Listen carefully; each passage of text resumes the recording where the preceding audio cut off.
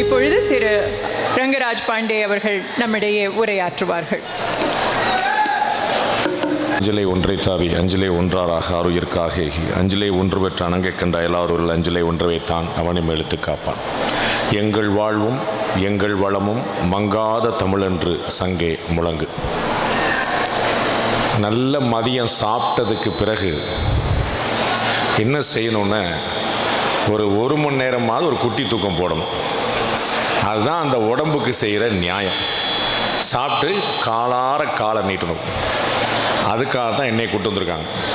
பாண்டே பிரமாதமாக பேசுவார், அப்படியே தாளாட்டுற மாதிரியே இருக்கும். அந்த மதியம் சாப்பிட்ட அந்த சாப்பாடுக்கும் அந்த பிரசாதத்துக்கும் அந்த பாண்டே பேச்சுக்கும் அடாடாடாடா மேலே ஃபேன் ஓட இந்த பக்கம் காற்று வர அந்த பக்கம் பாண்டே பேச என்ன தூக்கம்னு ஒரு அற்புதமான விஷயம். அவ்வளோ பெரிய சேலஞ்சில் கொண்டு வந்து என்னை நிப்பாட்டி வச்சுருக்காங்க. எல்லோரும் உண்ட மயக்கம் தொண்டனுக்கும் உண்டுன்னு சொல்லுவாங்கள்ல, எல்லாருக்குமே அந்த மயக்கம் இருக்கிற நிலையில் அந்த மயக்கத்தை தெளிய வைக்கிறதுக்காக என்னை அனுப்பி விட்டுருக்குறாங்கன்னு நினைக்கிறேன். இந்த திண்டுக்கல் ஒட்டன்சத்திரம் மாதிரியான ஒரு ஊரக பகுதியில் தமிழ்நாட்டுடைய கிட்டத்தட்ட தென்பகுதியில் இருக்கக்கூடிய எல்லா பகுதியிலிருந்தும் வந்திருக்கக்கூடிய நண்பர்களை பார்க்கறதுல ஒரு பெரிய மகிழ்ச்சி. நான் ஆக்சுவலாக இந்த கூட்டத்துக்கு அழைக்கப்பட்ட போது நான் நினச்சேன், ஒரு மேல்தட்டு மக்கள், குறிப்பிட்ட சமூகத்தினர், ஏசி ரூமில் இருக்கிறவங்க, அந்த மாதிரியான ஆட்களாக வச்சு ஒரு கூட்டம் இருக்கும்னு நான் நினச்சேன். ஆனால் இப்படி மண்ணின் மைந்தர்களை வச்சு ஒரு அற்புதமான ஒரு கூட்டம் நடக்கும் அப்படின்னு நான் நினைக்கவே இல்லை. யாரை குறிவைத்து இந்த மதமாற்றங்களும் மற்ற விஷயங்களும் நடக்கின்றனவோ அவர்கள் இங்கு இவ்வளவு திரளாக உட்கார்ந்துருக்கிறத பார்க்கும்போது அவர்களுக்கான சவால் காத்திருக்கிறது அப்படிங்கிற ஒரு பெரிய சந்தோஷம் கிடைக்குதுங்க. பெரிய பெரிய பெருமக்கள் சுவாமி தயானந்த சரஸ்வதி சுவாமிகளெல்லாம் பார்க்கக்கூடிய பாக்கியம் எனக்கு கிடைக்கல. ஸ்ரீ ஓம்காரானந்த சுவாமிகளை பார்க்கக்கூடிய பாக்கியமும் எனக்கு கிடைக்கல. ஆனால் அவருடைய பிளெஸ்ஸிங்ஸ் எனக்கு எவ்வளோ இருந்ததுன்னு நான் நினச்சி பார்க்குறேன். அவர் சுவாமி ஓம்காரானந்த சுவாமி அவர்கள் மருத்துவமனையில் அனுமதிக்கப்படுறதுக்கு 2 நாள் முன்னாடி வரைக்கும் என்னை எப்பயுமே தொலைபேசியில் அழைச்சி பேசிக்கிட்டே இருப்பாங்க. ஒவ்வொரு வீடியோவுக்கும் பேசுவாங்க, அவ்வளோ விரிவாக பேசுவாங்க. அவங்களுடைய ஆசீர்வாதம் இருந்துக்கிட்டே இருந்தது. தேனிக்கு வரணும்னு சொல்லிக்கிட்டே இருந்தாங்க. எனக்கு சந்திக்கக்கூடிய பாக்கியம் கிடைக்கல. அப்பேற்பட்ட பெரும் மகான்கள்லாம் சேர்ந்து இந்த நாட்டுக்கு என்ன மாதிரியான ஒரு சேலஞ்ச், சவால் காத்திருக்கிறது அப்படிங்கிறத பார்த்து அதற்கு எப்படி ஒரு கவுண்டர் கொடுக்கறது, எப்படி ஒரு பதில் நடவடிக்கை எடுக்கிறதுன்னு பார்த்துட்டு இங்கே உள்ள என்னைய தனியாக அறையில் சந்தித்த பெருமக்களையும் உங்களெல்லாம் பார்க்கும்போது அந்த தயானந்த சரஸ்வதி சுவாமிகளாகட்டும் அல்லது ஓம்காரானந்த சுவாமிகளாகட்டும் அவர்களுடைய கனவெல்லாம் நிச்சயம் பலிக்கும் அப்படிங்கிற ஒரு நம்பிக்கை எனக்கு ரொம்ப பெருசாக வந்திருக்குது. யாருடைய வெள்ளந்தித்தனத்தை, யாருடைய வெகுளித்தனத்தை, யாருடைய நேர்மையை இவர்கள் ஒரு ஏமாற்றுக்கான விஷயமாக நினைத்து அவர்களை மனம் மாற்றுகிறார்களோ, மதம் மாற்றுகிறார்களோ, அவர்கள் இந்த அளவுக்கு திரண்டு நிற்கிறார்கள். அப்படிங்கும்போது அந்த நம்பிக்கை எனக்கு மேலும் மேலும் அதிகரிக்கிறது. நிறைய சந்தோஷமான தருணங்கள், ரொம்ப அற்புதமான விஷயம்.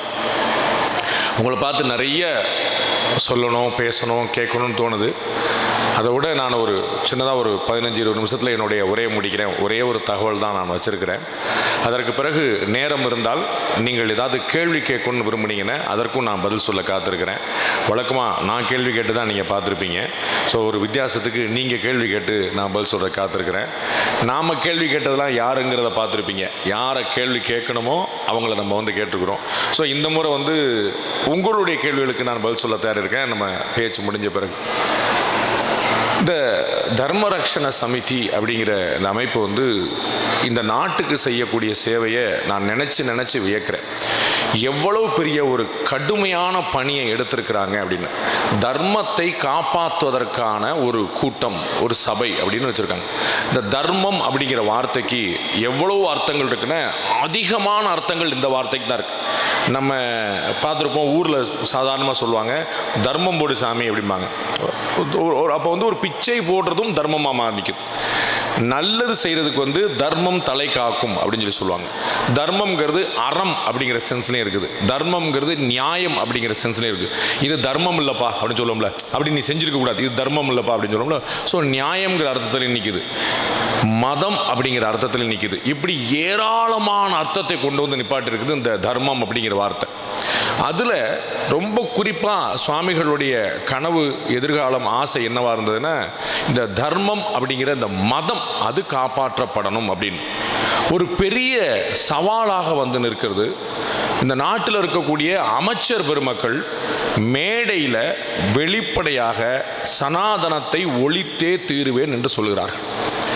யார் ஒருவர் பாரபட்சம் இல்லாமல் செயல்படுவேன், எல்லோருக்கும் இணக்கமாக செயல்படுவேன் என்று சொன்னார்களோ அவர்கள் சனாதனத்தை ஒழிப்பேன் என்று பகிரங்கமாக மேடைகள் சொல்கிறார்கள். அமைச்சர் பெருமக்கள், கான்ஸ்டிடியூஷனல் அத்தாரிட்டிஸ், அரசமைப்பை சொல்லவர்கள்.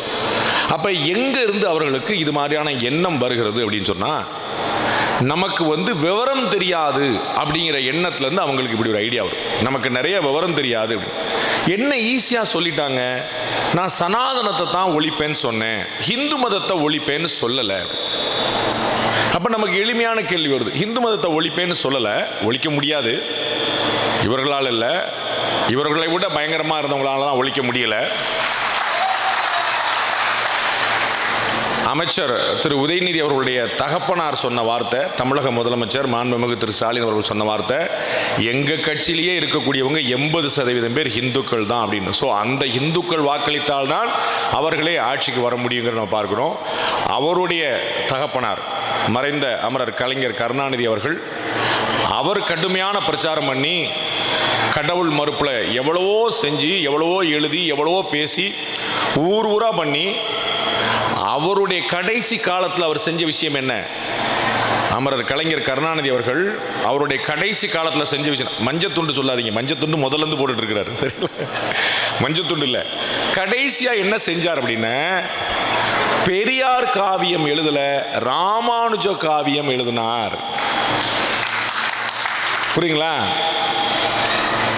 இதற்கு முன்னாடி என்னெல்லாம் செஞ்சுட்டு இருந்தோம் நம்ம பார்ப்போம்ல.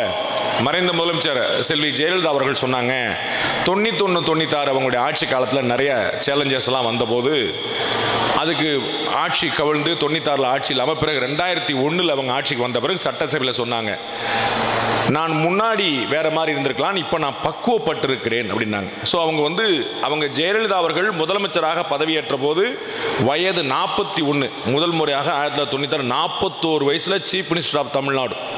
அதன் பிறகு 2001 அவங்க பதவியேற்கும் போது 51 வயசாயிருது. அப்போ அவங்க என்ன சொன்னாங்க, நாங்கள் பக்குவப்பட்டு விட்டேன்னு சொன்னாங்க. அப்போ என்ன தெரியுது, வயது ஆக ஆக பக்குவம் அதிகரிக்கும். அதனால தான் கலைஞர் கருணாநிதி அவர்கள் தன்னுடைய வயதான காலத்தில் பெரியார் காவியம் எழுதாமல் ராமானுஜ காவியம் எழுதினார்னு பார்க்கணும். பக்குவம் வந்துருச்சு இல்லையா? அந்த பக்குவம் தான் அவர் ராமானுஜ காவியம் எழுத வைக்குது, அவருக்கு தெரிய வைக்குது. அவர் ராமானுஜர் சொல்லிட்டு என்ன சொல்றார், எல்லாரும் கேள்வி கேட்கிறாங்க, ராமானுஜ காவியம் நீங்க எழுதலாமா அப்படின்னு கேட்கிறார். அப்போ ஒரு ஆச்சரியமான பதில் சொல்றார், அவர்தான் மதத்தில் புரட்சி செய்த மகான் அப்படின்ட்டு. ராமானுஜர் யார்? எவ்வளவு அற்புதமான கொடை இந்த சமுதாயத்துக்கு, இந்த ஒரு தர்மத்துக்கு மட்டுமல்ல, ஒட்டுமொத்தமான சொசைட்டிக்கு. திரு செல்வ பெருந்தகை அப்படின்னு காங்கிரஸ் கட்சியுடைய தலைவர் கேள்விப்பட்டிருக்கீங்களா? நான் போறேன் இப்போ அந்த சைடு தான் பேச போறேன், பார்த்துங்க. திரு செல்வ பெருந்தகை கேள்விப்பட்டிருக்கீங்களா? காங்கிரஸ் கட்சியுடைய மாநில தலைவர், ஸ்ரீபெரும்புதூர் சட்டமன்ற உறுப்பினர். அவருடைய அலுவலகத்துக்கு போனீங்கன்னா ஒரு பக்கத்தில் அம்பேத்கருடைய படமும் இன்னொரு பக்கத்தில் ராமானுஜருடைய படமும் இருக்கும். திரு செல்வ பெருந்தகை காங்கிரஸ் கட்சியுடைய மாநில தலைவருடைய ஆபீஸ்ல ராமானுஜருடைய படம் இருக்கும். ஏன்? இவர்கள் எல்லாம் என்ன சொல்கிறார்கள்? பெரியார் தான் சமூகத்தில் புரட்சியை கொண்டு வந்தார், பெரியார் தான் சமூகத்தில் எல்லா பிரச்சனைகளுக்கும் தீர்வு கொண்டு வந்தார். 2-3 கேள்விகள் தான் நான் ஆசிரியர் திரு வீரமணிகிட்ட கேட்டேன். திரு வீரமணி அவர்களுடைய பேட்டி இன்னமும் பப்ளிக்கில் இருக்கும், நீங்கள் பார்க்கலாம். வீரமணி ரங்கராஜ் பாண்டே பேட்டின்னு போட்டால் வரும். ஆசிரியர் வீரமணியோடைய பேட்டியில் நான் 2-3 விஷயங்கள்லாம் கேட்டேன். வைக்கம் வீரர் அப்படின்னு ஆசிரியர் பெரியார் அவர்களுக்கு ஒரு பேர் உண்டு, வைக்கம் வீரர் அப்படின்னு. என்ன அப்படின்னா, கேரளாவில் இருக்கக்கூடிய வைக்கம் அப்படிங்கிற பகுதியில் பட்டியலினத்தை சேர்ந்தவர்களுக்கு கோயிலில் அனுமதி இல்லை, அந்த தெருவுலேயே நடமாடுற அதிகாரம் இல்லை, உரிமை கிடையாதுன்னு தடுத்து வச்சிருந்தாங்க. பெரியார் இங்கிருந்து அங்கே போய் அங்கே பட்டியலினத்தவர்கள் உட்பட எல்லாரையுமே அந்த கோயில் இருக்கக்கூடிய தெருவில் நடமாட வச்சார் அப்படின்னு சொல்கிறாங்க. இதுதான் அவருடைய பெருமைக்கான காரணம். அதனால தான் அவருக்கு வைக்கம் வீரன் ஒரு பட்டம் கொடுத்தாங்க. நான் ஆசிரியர் வீரமணிகிட்ட கேட்டேன், அதுக்கு ஏன் சார் கேரளா வரைக்கும் போனோம், நம்ம ஊர்லேயே நிறைய கோயில் பிடிச்சிருந்தாங்களே, தமிழ்நாட்டில் அவர் எங்கேயாவது இப்படி போராட்டம் நடத்தின வரலாறு இருந்தால் சொல்லுங்கன்னு. கேரளாவில் நடத்துகிறோம்னாரு. கேரளா நடத்துனது விடுங்க, தமிழ்நாட்டில் நடத்திருக்காங்க. ஆசிரியர்கிட்ட பதில் இல்லை. இன்னொரு முக்கியமான விஷயம் கவனிக்கணும். பெரியார் அவர்கள் வைக்கத்தில் போராட்டம் நடத்தின போது அவர் தலைமையில் போராட்டத்தை நடத்தலை, இன்னொருவர் நடத்தின போராட்டத்தில் அவர் பங்கெடுக்க போனார். அதுவும் அவர் திராவிடர் கழக தலைவராக போல. அப்ப திராவிடர் கழகமே கிடையாது. பெரியார் இன்னைக்கு திரு செல்வ பெருந்தகை இருக்கக்கூடிய இடத்துல, தங்கபால் அவர்கள் இருந்த இடத்துல, ஈவி.கே. இளங்கோவன் இருந்த இடத்துல பெரியார் அவர்களும் தமிழ்நாடு காங்கிரஸ் கட்சியுடைய மாநில தலைவராக இருந்தவர். அவர் தமிழ்நாடு மாநில காங்கிரஸ் கட்சி தலைவராக இருந்தபோது தான் அந்த வைக்கம் போராட்டம் நடக்குது. அப்ப அவர் காங்கிரஸ் கட்சி தலைவராக தான் வைக்கம் போராட்டத்துக்கு போனாரே தவிர கடவுள் மறுப்பு திராவிடர் கழகத்துடைய தலைவராக அங்க போலங்கிற பார்க்கணும். அப்ப இவர்கள் எடுக்கக்கூடிய கிளைம் என்ன? நாங்கள் கடவுள் மறுப்புல பயங்கரமா இருக்கோம், நாங்கள் சமூக நீதியில பயங்கரமா இருக்கோம். மதுரையில் இதே மாதிரி ஒரு கோவில் நுழைவு போராட்டம் நடந்தது. வைக்கம்ல நடந்ததாக சொல்லக்கூடிய போராட்டம் மாதிரியே நம்ம மதுரையில் மீனாட்சி அம்மன் கோயில் நடந்தது. அதை முன்னின்று நடத்தியவர் வைத்தியநாத ஐயர். பெரியார் அவர்கள் என்ன கிளைம் பண்றாரோ, யார் அதற்கு காரணம் சொல்றாரோ, அந்த சமூகத்தை சேர்ந்த ஒருத்தர் நம்ம ஊர்ல பக்கத்தில் இருக்கக்கூடிய மதுரையில் மீனாட்சி அம்மன் கோயில அந்த போராட்டத்தை நடத்தினார். அதற்கு துணை நின்றவர் பசும்பொன் முத்துராமலிங்க தேவர் அவர்கள். அப்பதான் நமக்கு ஒரு கேள்வி எழுகிறது, இது பெரியார் மண்ணா பெரியாழ்வார் மண்ணா அப்படின்னு கேள்வி. சரிங்களா? பெரியார் எங்க போராட்டம் நடத்தினார்னா அவர் கேரளா நடத்தினார்னு. அப்ப நம்ம ஊர்ல யார் போராட்டம்? வைத்தியநாத ஐயர் நடத்தினாரு. யோசிச்சு பாருங்க, இவர்கள் என்ன உருவாக்கி வச்சிருந்தாங்க? அவர்கள் தான் இந்த சமூக நீதிக்கு எதிராக இருக்கிறார்கள் என்று சொன்னாங்க. ஆனா அவர்கள் தான் இங்கே நடத்தி இருக்கிறார்கள். கீழவெண்மணின்னு பக்கத்தில், தஞ்சாவூர் கும்பகோணம் பக்கத்துக்கூடிய பக்கத்தில் கீழவெண்மணின்னு ஒரு கிராமம். அந்த கிராமத்தில் பட்டியலினத்தை சேர்ந்த விவசாய தொழிலாளர்கள், கூலி தொழிலாளர்கள், அவர்கள் கூலி உயர்வு கேட்டு போராடுறாங்க. விவசாய தொழிலாளர்கள் பட்டியலினத்தை சேர்ந்தவர்கள் பெரும்பாலும் கூலி உயர்வு கேட்டு போராடுறாங்க. அவர்களுக்கும் பிற சமூகத்தை சேர்ந்தவர்களுக்கும் பெரிய சண்டை, அந்த நிலச்சுவாந்தாலும் பெரிய சண்டை பெரிய உச்சத்துக்கு போய் கிட்டத்தட்ட 40 விவசாய கூலி தொழிலாளிகள் குடிசை வீடுகளில் அடைக்கப்பட்டு உயிரோடு தீயிட்டு கொளுத்தப்பட்டார்கள். 40ற்கு மேற்பட்ட விவசாயிகள் கீழவெண்மணியில் உயிரோடு கொளுத்தப்பட்டார்கள். அந்த கீழவெண்மணி படுகொலை சம்பவத்தில் பெரியார் அவர்கள் என்ன கருத்து சொன்னார் அப்படின்னு நீங்க தேடி பார்க்கணும். 40 விவசாய தொழிலாளிகள் பலியான போது, கொல்லப்பட்ட போது பெரியார் அவருடைய கருத்து என்னவா இருந்ததுங்கிற பார்க்கணும்.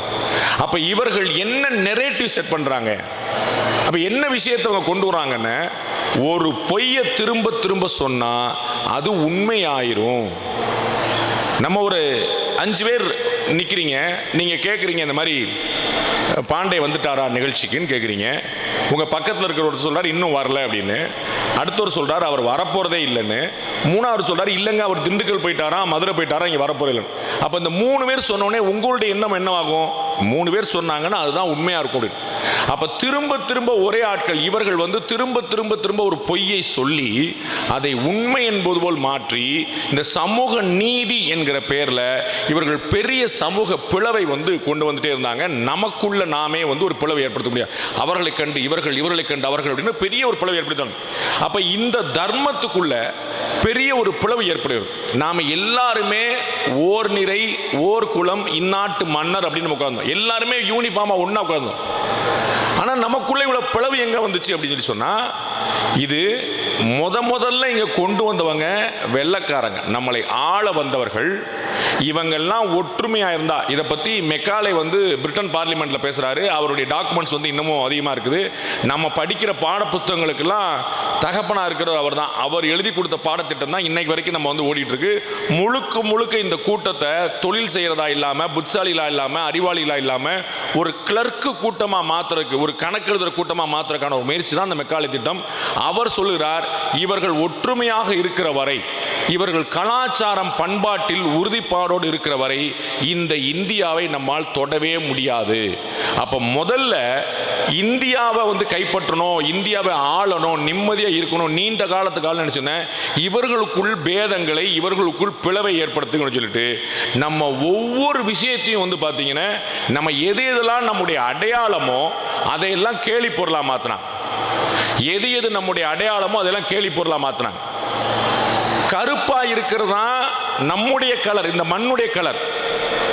ஆனால் அவன் என்ன சொல்லி வச்சான், வெள்ளையா இருக்கிறவன் பொய் சொல்ல மாட்டான் அப்படி. அப்போ கருப்பா இருக்கிறவன் என்ன செட் பண்றாங்க பாருங்க, வெள்ளையா இருக்கிற. அதே மாதிரி ஒருத்தன் நேரத்துக்கு ஒரு வேலையை செஞ்சுட்டா அவன் வேலைன்னு வந்தா வெள்ளைக்காரன் மாதிரி, வேலைன்னு வந்துட்டா வெள்ளைக்காரன் மாதிரி. அப்போ வெள்ளைக்காரன் தான் ஒழுங்காக வேலை பார்ப்பான், நம்ம ஊருக்காரன் வேலை பார்க்க மாட்டான் போல. என்ன கணக்கு பாருங்க, எப்படி ஒன்றுனையும் அண்டு மோசடி, ஏமாத்து, மொள்ள மாதிரித்தனம், முடிச்சு வைக்கத்தனம், இதுக்கு எல்லாம் நம்முடைய மதங்கள்ல இருந்தே வார்த்தைகளை தேர்ந்தெடுத்துட்டாங்க. ஒருத்தன் இன்னொருத்தனை ஏமாத்தினா என்ன சொல்றாங்க, அவன் அவனை மொட்டை அடிச்சிட்டான், அவன் அவனை மொட்டை அடிச்சிட்டான். நம்ம யாருக்கு மொட்டை போடுறோம், பக்கத்தில் இருக்கக்கூடிய பழனி முருகனுக்காக மொட்டை போடுறோம், இறைவனுக்காக மொட்டை போடுறோம். மொட்டை போடுறதுங்கிறது என்னது, முடிங்கிறது கௌரவத்தின் அடையாளம், முடிங்கிறது கௌரவத்தோட அடையாளம். அந்த முடியை நம்ம வந்து இழக்கிறோம் சாமிக்காக. அப்ப அப்படிப்பட்ட ஒரு விஷயத்த மொட்டையடிக்கிறது ஏமாத்துறதுக்காக கொண்டு வந்தான். அண்ட் ஒருத்தன் இன்னொருத்தனுக்கு ஐஸ் வச்சா என்ன பண்ணான், அவன் அவனுக்கு காவடி தூக்குறான். காவடி தூக்குறது யாருக்காக தூக்குவான், அதே முருகனுக்காக. ஆனா அவன் என்ன பண்றான், ஒருத்தன் இன்னொருத்தனுக்கு ஐஸ் வச்சா அவன் காவடி தூக்குறான், அவன் பல்லக்கு தூக்குறான். நான் உனக்கு காசு கொடுத்தேனே அது என்னாச்சு, கோவிந்தா கோவிந்தா அப்படின்னு சொல்றான் இல்லையா. காசு கொடுத்தேனே என்னாச்சு, கோவிந்தா கோவிந்தா. ஏண்டா நான் உனக்கு கடன் கொடுத்தேனே திருப்பி கொடுக்கானா, அது பட்ட நாமம் போட்டான். நான் கொடுத்த கடன் திரும்ப வருமா, அது பட்ட நாமம், அவ்வளவுதான். பட்ட நாமம் ரெண்டையும் சேர்த்துட்டான். இப்படி ஒன்னொன்னையும் நாமம் போடுறது, பட்டை போடுறது, காவடி தூக்குறது, மொட்டை அடிக்கிறது, கோவிந்தாங்கிற பேரு, இப்படி எல்லாமே புனிதமான விஷயங்களா நம்மகிட்ட இருந்துச்சு, மகிழ்ச்சிக்குரிய விஷயங்களா இருந்துச்சு, நம்ம ஒவ்வொரு வீட்லையும் செய்யக்கூடிய விஷயங்களா இருக்கு. அதை பூரா இழிவுபடுத்தக்கூடிய விஷயமா மாத்துறாங்க. அதை பூரா கேள்வி பண்ணி நம்மளே அவருடைய சினிமாவில் தான் செய்வாங்க, நாவலில் தான் செய்வாங்க, கதையில் தான் செய்வாங்க, டிவியில் தான் செய்வாங்க, எங்கே திரும்பினாலும் தான் செய்வாங்க. அப்போ போகிற இடம் பூரா இந்த விஷயத்தை நமக்கு எதிராகவே கொண்டு வந்து நாமும் அதை நம்புறது. அதனால என்ன ஆயிடுச்சு, நெத்தியில விபூதி இல்லாமல் வெளியில் வர்ற பழக்கமே கிடையாது. வைணவர்கள் நெற்றியில நாமம் போடாம வெளியில வர்ற பழக்கமே கிடையாது. ஒருத்தர் பார்த்தோன்னே நமக்கு என்னப்பா பால் நெத்தியா இருக்கிற, நெத்தியில ஒண்ணுமே காணுமேன்னு கேட்போம். அப்படி இருந்த காலம், நெத்தியில யாருமே இல்லாம இருக்க மாட்டாங்க. இன்னைக்கு வந்து ஒரு பொட்டு வைக்கிறதுக்கு, ஒரு விபூதி வைக்கிறதுக்கு, ஒரு பூ வைக்கிறதுக்கு பெண்களை பூரா என்ன ஆக்கிட்டான், தலையை விரிச்சு போட்டா தான் ஸ்டைலு. தலையை முடிஞ்சுக்கிட்டா ஸ்டைல் இல்லை, தலையை விரிச்சு போட்டா தான் ஸ்டைலு. நம்ம ஊர்ல தலையை எதுக்கு விரிச்சு போடுவோம், எப்ப தலையை விரிச்சு போடுவோம், இவன் என்ன ஆக்கிட்டான், நல்ல நாள் போன நாளே தலையை விரிச்சு போட்டு ஆக்கிட்டான். அப்படி முழுக்க முழுக்க நம்ம சிந்தனையை மாற்றி நம்மை நம்முடைய மதத்துக்கு எதிராகவே திருப்பிட்டாங்க. அதுதான் அவர்களுடைய வெற்றி. அந்த இடத்துல தான் இந்த தர்ம ரக்ஷண சமிதி மாதிரியான இயக்கங்களுடைய தேவை ரொம்ப பெருசாக எழுது. ரொம்ப முக்கியமாக அந்த இடத்துல வந்து நிற்குது. கிராமங்கள் தோறும், ஊர் தோறும், பட்டி தொட்டி எங்கும் மதம் மாற்றம் தான் ரொம்ப முக்கியமான தலையாய பிரச்சனையாக இருக்குன்னு நம்ம பார்க்குறோம். மதம் மாற்றத்துக்கு நம்ம என்ன கவுண்டர் கொடுக்கறது நான் யோசிச்சுட்டே இருந்தேன். சுவாமி தயானந்த சரஸ்வதி சுவாமி சொன்னாங்கன்னு பெரியவங்க சொன்னாங்க, கன்வர்ஷன் இஸ் எ கிரைம். மதம் மாற்றம் ஒரு குற்றம் அப்படின்னு சாமியோட ஸ்டேட்மெண்ட். சாமிகிட்டேருந்து பிச்சை வாங்கி என்னுடைய பாயிண்ட்டு, கன்வர்ஷன் இஸ் கான்ஸ்டிடியூஷனல் அப்படின்ற. மதம் மாற்றம் என்பது அரசமைப்புக்கு உட்பட்டது, சட்டத்துக்கு உட்பட்டது. ஆர்டிகிள் 25 ஆஃப் கான்ஸ்டிடியூஷன், அரசமைப்போடைய 25வது பிரிவு, இந்தியாவில் இருக்கக்கூடிய ஒவ்வொரு மனிதனும் தன்னுடைய மதத்தை கடைபிடிக்க, பயிற்சி மேற்கொள்ள, பரப்ப அதிகாரம் கொடுக்கிறது. மதத்தை பரப்புவதற்கான அதிகாரம் கொடுக்கிறது. இதை சரியாக பயன்படுத்துவர்கள் யார் அப்படின்னு பார்த்தீங்கன்னா, இந்து மதத்தை சேர்ந்தவர்களை தவிர மற்ற எல்லா மதத்தினர். மதத்தை பரப்புவது அரசமைப்பு கொடுத்திருக்கக்கூடிய சுதந்திரமாக இருக்கிறது. 4 நாள் முன்னாடி நான் சென்னையில் டீனர் பக்கத்தில் ஒரு சிக்னலில் பார்த்தேன்.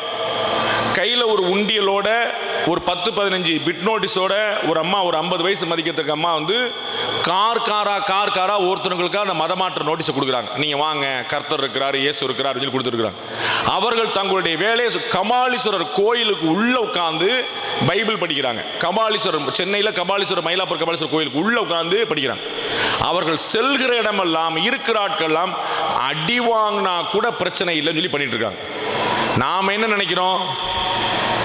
ஊராம்பிள்ளையை ஊட்டி வளர்த்தா தான் பிள்ளை தானா வளரும் அப்படிங்கிற மாதிரி எல்லாருக்கும் நம்ம ஒரு பெரிய மனசோடு நடக்கிறோம். அதனால என்ன ஆகுது? நம்முடைய பிள்ளைகளுக்கு இந்த மதத்தை பற்றிய வேல்யூ தெரியாம போயிடுது. அதனால என்ன ஆகுது?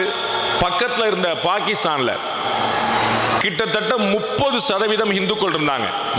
பாகிஸ்தானுடைய மக்கள் தொகையில் 30% இந்துக்கள் இருந்தாங்க. இன்னைக்கு 2.5% கூட இல்லை. பாகிஸ்தான் மக்கள் தொகையில் 2.5% கூட இல்லை. கிட்டத்தட்ட 35% பங்களாதேஷில் இந்துக்கள் இருந்தாங்க. இன்னைக்கு வெறும் 9% தான் இருக்கிறாங்க. இன்னைக்கு நடக்கக்கூடிய கலவரத்தில் அங்கே இந்துக்களை குறி வச்சு கொள்றாங்க. ஆனால் நம்ம ஊரில் 5%, 6% அந்த சிறுபான்மை மக்கள் இன்னைக்கு 20% வளர்ந்திருக்கிறார்கள். அப்ப உலகத்திலேயே பெருந்தன்மை கொண்ட மதம் எது என்று சொன்னால் இந்து மதமாக இருக்கிறது. பெருந்தன்மை கொண்ட நாடு எது என்று சொன்னால் இந்திய திருநாடாக இருக்கிறது. எல்லோரையும் வரவேற்று, எல்லோரையும் அரவணைத்து, எல்லோருக்கும் அன்பு பாராட்டி, அப்படி ஒரு சகிப்புத்தன்மை, சகோதரத்துவம் அப்படின்னா அடையாளம் என்ன? இந்து மதம் தான். இந்து மதம் தான் எல்லோருக்குமான இடமாக இருக்கிறது. எல்லோரையும் அரவணைக்கக்கூடிய இடமா இருக்கிறது. இவ்வளவு பிளெக்சிபிளா ஒரு மதம் உலகத்திலே நம்ம பார்த்திருக்க முடியாது. ஒவ்வொரு மதத்திலையும் எப்படி இறைவனை வழிபடணும் ஒரு கண்டிஷன் வச்சிருக்கான். இறைவனை வழிபடுறதுக்கு ஒரு வழிமுறை வச்சிருக்கான், கண்டிஷன் வச்சிருக்கான், ரூல் வச்சிருக்கான், இப்படி தான் வழிபடணும். ஆனா இந்து மதத்துல தான் ஒவ்வொரு விதமா இந்த கணக்குனே கிடையாது. ஊர் தெய்வங்கள்ல இருந்து, குல தெய்வங்கள்ல இருந்து, நம்ம இப்ப முந்தானத்து கேள்விப்பட்டிருப்பீங்க, நம்ம சனிக்கிழமையில ஆடி மாசத்துல தேனி பக்கத்துல குச்சனூர்ல கருப்பண்ணசாமிக்கு திருவிழா. 200 ஆடு, 400 கோழி, 2000 குவார்டர் பாட்டில். 200 ஆடு, 300 கோழி, 2000 குவார்டர் பாட்டில். குச்சனூர் சாமிக்கு படையல். அப்படி உனக்கு என்ன வேணுமோ அந்த மாதிரி படைச்சுக்கோ, உனக்கு எப்படி வேணுமோ அந்த மாதிரி கும்பிட்டுக்கோ. மொட்டை எடுக்கிறோம், கெடா வெட்டுறோம், காவடி எடுக்கிறோம், அளவு குத்துறோம், தேர் இழுக்கிறோம், நேர்த்திக்கடன் பண்றோம், நேர்ச்சை செய்யறோம். இப்படி எல்லா விதமா ஃபிளெக்சிபிள். நீங்க ஊர்ல போகும்போது பார்த்துருப்பீங்க, பைக்ல போயிட்டே இருப்பான், லெஃப்ட்ல ஒரு சாமி கோயில் இருக்கும், பைக்ல போயிட்டு இருப்பான், செருப்பு போட்டுருப்பான். அப்படியே அந்த சாமியை பார்த்து ஒரு கும்பிடு போட்டு போயிட்டே இருப்பான். அந்த சாமி கோச்சுக்காது, என்னப்பா செருப்பு போட்டு கும்பிடு, நம்ம போயடா ஜாலியா போ, பத்திரமா போ, அப்படி சாமி சொல்லும்.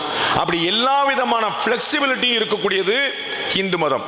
அந்த ஃபிளெக்சிபிலிட்டியை, அந்த பெருந்தன்மையை, அந்த விட்டு கொடுக்கிற தன்மையை பலவீனமாக கருதுகிறார்கள். அதனால குறி வச்சு அடிக்கிறாங்க. ஏழைகள், கிராமத்தினர், விவசாயிகள், படிக்காதவர்கள், மீனவர்கள், பட்டியலெடுத்தவர்கள், இவர்கள் தான் இந்த மதம் மாற்றுவருடைய குறியாக இருக்கிறது. யார் மதத்தை மாற்றணும்னு நினைக்கிறாங்களோ, யார் தங்களுடைய மதத்துக்கு கொண்டு வர நினைக்கிறாங்களோ, அவங்க பூரா இந்த ஆட்களை தான் குறி வைக்கிறாங்க. அப்ப நம்ம என்ன செய்யறது? இந்த மத மாற்றத்தை தடுக்கணும் அப்படிங்கிற சிந்தனையிலே இருக்கிறோம். தடுக்கணுமா இல்லையா? மத மாற்றத்தை தடுக்கணுமா இல்லையா? இந்த மத மாற்றத்தை தடுக்கணுங்கிற சிந்தனையில் இருக்கிறோம். நான் கொஞ்சம் மாற்றி யோசிக்கிறேன். நாம மத மாற்றம் பண்ணணும் அப்படிங்கிறது. மத மாற்றம் தடுக்கணுங்கிற இடத்தை விட்டுட்டு நாம மத மாற்றம் பண்ணணுங்கிற இடத்துக்கு போறேன். இந்தியாவிலிருந்து ஒவ்வொரு ஆண்டும் லட்சக்கணக்கான பேர் வெளிநாடு போகிறார்கள். படிப்புக்காக, வேலைக்காக, அங்கேயே திருமணம் செய்யணும், அங்கே லட்சக்கணக்கான பேர் போகிறாங்க. அப்போ எல்லா படித்தவனும் ஃபாரின் போயிட்டா இந்தியா என்ன ஆகும்? ஒன்றும் ஆகாது. இன்னும் படித்தவன 100 பேர் ரெடி பண்ணிக்கிட்டே இருக்கும். எக்ஸ்போர்ட் பண்ணுவோம், பொருளை எக்ஸ்போர்ட் பண்ணுற மாதிரி, துணி எக்ஸ்போர்ட் பண்ணுற மாதிரி நம்ம டேலண்ட் எக்ஸ்போர்ட் பண்ணுவோம்.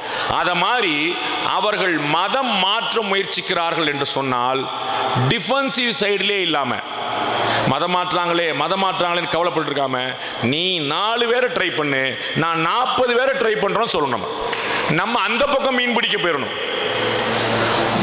ஃபுட்பாலில், ஹாக்கியிலெல்லாம் பார்த்துருப்பீங்க, பந்து எந்த பக்கம் இருக்குதோ அந்த பக்கம் ஆபத்து. Ball is in your court அடிப்பாங்க. கோலுக்கு பக்கத்தில் அந்த பால் இருந்துச்சுன்னா அந்த கோலி பயத்திலே இருப்பான், எப்படியாவது பாலை அடுத்த கோர்ட் தள்ளி விடணும். அவ்வளோதான் ஐடியா. மத மாற்றம் நடக்கிறதுன்னு கவலைப்பட்டுக்கிட்டே இருந்தோம்னா அது நடந்துக்கிட்டே இருக்கும். சரி, நாமளும் கிளம்பிடுவோம். அரசமைப்பு நம்ம கொடுத்திருக்கக்கூடிய உரிமை நாமளும் செய்யலாம். ஆர்டிகிள் 25 அரசமைப்பு சட்டத்தின் 25வது பிரிவு gives the right to possess, practice and preach. மற்றவர்களுக்கு போய் இந்த மதத்துடைய தத்துவத்தை சொல்வதற்கான உரிமையும் கொடுக்கிறது. ஏன் நம்ம செய்யக்கூடாது? ஏன் நம்ம கொண்டு போகக்கூடாது? மத மாற்றத்தை தடுப்பதற்கான வழி, இந்துக்களுடைய எண்ணிக்கையை அதிகப்படுத்துவதற்கான வழி 2-3 விஷயம்தான். ஒன்று, காலகாலத்தில் கல்யாணம் முடிக்கிறது. 21-22 வயசு வந்தால் பொம்பளை பிள்ளைகளுக்கு அதிகபட்சமாக படக்குன்னு கல்யாணம் முடிச்சு வச்சிடணும். 24-25 வயசில் பையனுக்கு கல்யாணம் முடிச்சிடணும். இல்லைன்னா அவனா பார்த்து ஒரு கல்யாணம் பண்ணிட்டு நம்ம தகவல் சொல்லுவான், கல்யாணம் முடிச்சிட்டேம்மா அப்படிமா. நம்மகிட்டே தகவல் சொல்லுவாங்க. இன்னைக்கு பூரா அப்படி தான் போட்டு சினிமாவை பார்த்து ஷார்ட்ஸை பார்த்து மொபைல் பார்த்து அப்படி தான் ரெடி ஆகிறாங்க. அப்போ நம்ம காலகாலத்தில் கல்யாணம் முடிச்சிடணும். 2வது முக்கியமான விஷயம், எவ்வளவு முடியுமோ, எவ்வளவு தெம்பு இருக்கோ அவ்வளோ பிள்ளைகள் பெற்றுக்கணும். எவ்வளவு முடியுமோ, எவ்வளவு தெம்பு இருக்கோ அவ்வளோ பிள்ளைகள் பெற்றுக்கணும். இப்போ கூட ஒன்றும் கெட்டு போல 40 வயசு கீழே இருக்கக்கூடிய இந்த பெருமக்கள் கூட முயற்சி பண்ணலாம். நான் ஏதோ கேலிக்காகவோ ஜாலிக்காகவோ சிரிக்கிறதுக்காகவோ சொல்ல, இதை கொஞ்சம் ஆழமாக யோசிச்சிங்கன்னா உங்களுக்கு புரியும். எதெல்லாம் அவர்கள் செய்கிறார்கள் நீங்கள் நினைக்கிறீங்களோ அதை நீங்கள் செய்கிறதுக்கு என்ன தடைன்ற, நிறைய நம்ம என்ன பண்ணுறோம்? பெரிய பிரச்சனை. நீங்கள் 2036 ஒரு புள்ளி வரும் சொல்லுது, 2036 15 வயசு கீழே இருக்கக்கூடிய எண்ணிக்கை குறைஞ்சி 60 வயசுக்கு மேலே இருக்கக்கூடிய எண்ணிக்கை அதிகரிக்க போகுது இந்தியாவில். 12 வருஷம் தான். 2036 ரொம்பலாம் இல்லை, 12 வருஷத்தில் இந்தியாவில் 60 வயதுக்கு மேற்பட்ட எண்ணிக்கை அந்த டினாமினேஷன் மாறப்போகுது. அப்போ நீங்கள் என்ன வேலை நடக்கும்? அப்போ முதியவர்கள் அதிகம் இருப்பார்கள். அப்போ அவங்களால களத்தில் இறங்கி ஏதாவது செய்ய முடியுமான்னா அது இன்னும் பெரிய சேலஞ்ச். அப்போ இன்னைக்கு இருக்கக்கூடிய இளைஞர்கள் காலகாலத்தில் திருமணம் செய்து முடிந்த அளவு உடம்புல தெம்பு இருக்கிற வரைக்கும், சத்து இருக்கிற வரைக்கும் குழந்தைகளை பெற்றுக்கொண்டால் அடுத்த தலைமுறை உருவாகும். நாம புள்ள ஒரு பிள்ளை, அரை பிள்ளை, கால் பிள்ளை, ஒன்று கண்ணே கண்ணு இப்படி பெற்றுக்கிட்டு இருந்தால் என்னதுக்காகும்?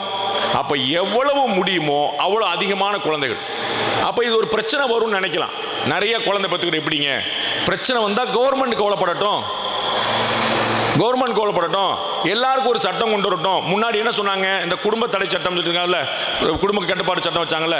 அப்போ குடும்ப கட்டுப்பாடு சட்டம் போது நம்ம 3 பிள்ளைங்க 4 பிள்ளைங்களாம் சாதாரண. நான் 5 பேர், எங்கள் வீட்டில் நாங்கள் 5 பேர், நான் 5ஆவது ஆள், கடைசி ஆள். அப்போ என்ன ஆச்சு? 5 பேர் குழந்தைங்க, 6 குழந்தைங்களாம் சாதாரணமாக இருந்துச்சு. அப்புறம் நாம் 20, நமக்கு 20னா, அப்புறம் நாம் 20, நமக்கு 1 அப்புறம் நாமே குழந்தை, நமக்கு எதுக்கு குழந்தைன்றான்? நாமளே இன்னும் குழந்தை மாதிரி தான் இருக்கணும். அப்போ சரி, அதை பூரா நம்ம என்ன செஞ்சோம்? சரின்னு கேட்டுக்கிட்டோம். உங்களுக்கு தெரியும், சுதந்திரத்துக்கு முன்னாடி வரைக்கும் ஹிந்து திருமண சட்டம் அப்படின்னு ஒன்று வர்றதுக்கு முன்னாடி வரைக்கும் ஹிந்துக்கள்லையும் பலதார மனம் இருந்தது. எவ்வளோ முடியுமோ அவ்வளோ திருமணங்கள் செய்யக்கூடிய பழக்கம் ஹிந்துக்களிடம் இருந்தது. 2 மனைவி 3 மனைவி. நீங்கள் ஏதோ 2 கல்யாணம் 3 கல்யாணங்கிறது அரசியல்வாதிகளுக்கு மட்டுமே உள்ள சொத்து. அவன் மட்டும்தான் 2 கல்யாணம் பண்ணிக்கலாம் 3 கல்யாணம் பண்ணிக்கலாம் நினைக்காதீங்க. அந்த 2 கல்யாணம் 3 கல்யாணங்கிறது ஒவ்வொரு ஹிந்துவும் பண்ணிட்டு இருந்தாங்க. ஒவ்வொரு குடும்பத்திலையும் நடந்துகிட்டு இருந்துச்சு. தம்பி மட்டும் உற்சாகமா சொல்றேன், கைதிட்டான், இந்த மேட்டர் நமக்கு தெரியாம போச்சு அப்படின்னு. இந்துக்கள்கிட்ட இருந்தது. என்னைக்கு ஒருவருக்கு ஒருத்தி தான் அப்படின்னு சட்டம் வந்ததோ அன்னையிலிருந்து இந்துக்கள் அந்த சட்டத்திற்கு கட்டுப்பட்டார்கள். என்னைக்கு சட்டம் வந்ததோ அன்னைக்கு. நம்ம வந்து ராமனை பத்தி பேசுவோம், ஏகபத்தினி விரதன் அப்படின்னு. ராமனுடைய அப்பா ஏகப்பட்ட பத்தினி விரதன், ஒரு ஏகபத்தினி. அதுக்கப்புறம் அதற்கு அடுத்த அவதாரம் கிருஷ்ணன், கண்ணன். அப்ப நம்ம கிட்ட காலகாலமா இந்த பலதார மனம் இருந்தது. எப்ப நம்ம பலதார மனம் வேண்டான்னு முடிவு பண்ணோம், எப்ப பலதார மனம் பண்ணக்கூடாது முடிவு பண்ணோம், எப்ப சட்டம் சொல்லிச்சோ அப்ப நம்ம அதுக்கு கட்டுப்பட்டோம். அத மாதிரி முடிஞ்ச அளவு குழந்தை பெற்றுக்கிடுவோம், எவ்வளவு முடியுமோ குழந்தை பெற்றுக்கிடுவோம். ஒருவேளை சட்டம் சொல்லிச்சுன்னா சரின்னு கேட்டுக்கிடுவோம், அவ்வளவுதானே. அதுல என்ன கேட்டுச்சு? அப்ப மக்கள் தொகை பெருக்கம், விகிதாச்சார மாற்றம், மத மாற்றம், இந்த மூன்று முக்கியமான விஷயங்கள்ல எதிர்கொள்வதற்கு கவுண்டர் சைடில் நீங்க செய்யணும். எப்பயுமே நீங்க டிஃபென்ஸ் சைடில் இருந்தீங்க, நீங்க வந்து பதில் கொடுக்குற இடத்துல இருந்தீங்க அப்படின்னா அவன் கேள்வி கேட்டுக்கிட்டே தான் இருப்பான். யாராவது ஒருத்தர் உங்களை கேள்வி கேட்க நினைச்சா கேட்டுக்கலாம், நீ ஏன் நிக்கிற, ஏன் உட்கார்ற. அந்த ஒரு பையனை கூட்டி எழுப்பி வச்சுட்டு ராமருடைய மகன் பேர் என்ன அப்படின்னு சொல்லி கேட்டால் கண்டுபிடிச்சுறாங்க. நான் வந்து படிச்சுக்கிட்டு இருந்த போது என்கிட்ட ஒரு கேள்வி கேட்டாங்க, எனக்கு நண்பர்கள் பூரா ஒரு கேள்வி கேட்டாங்க. என்ன அப்படின்னா,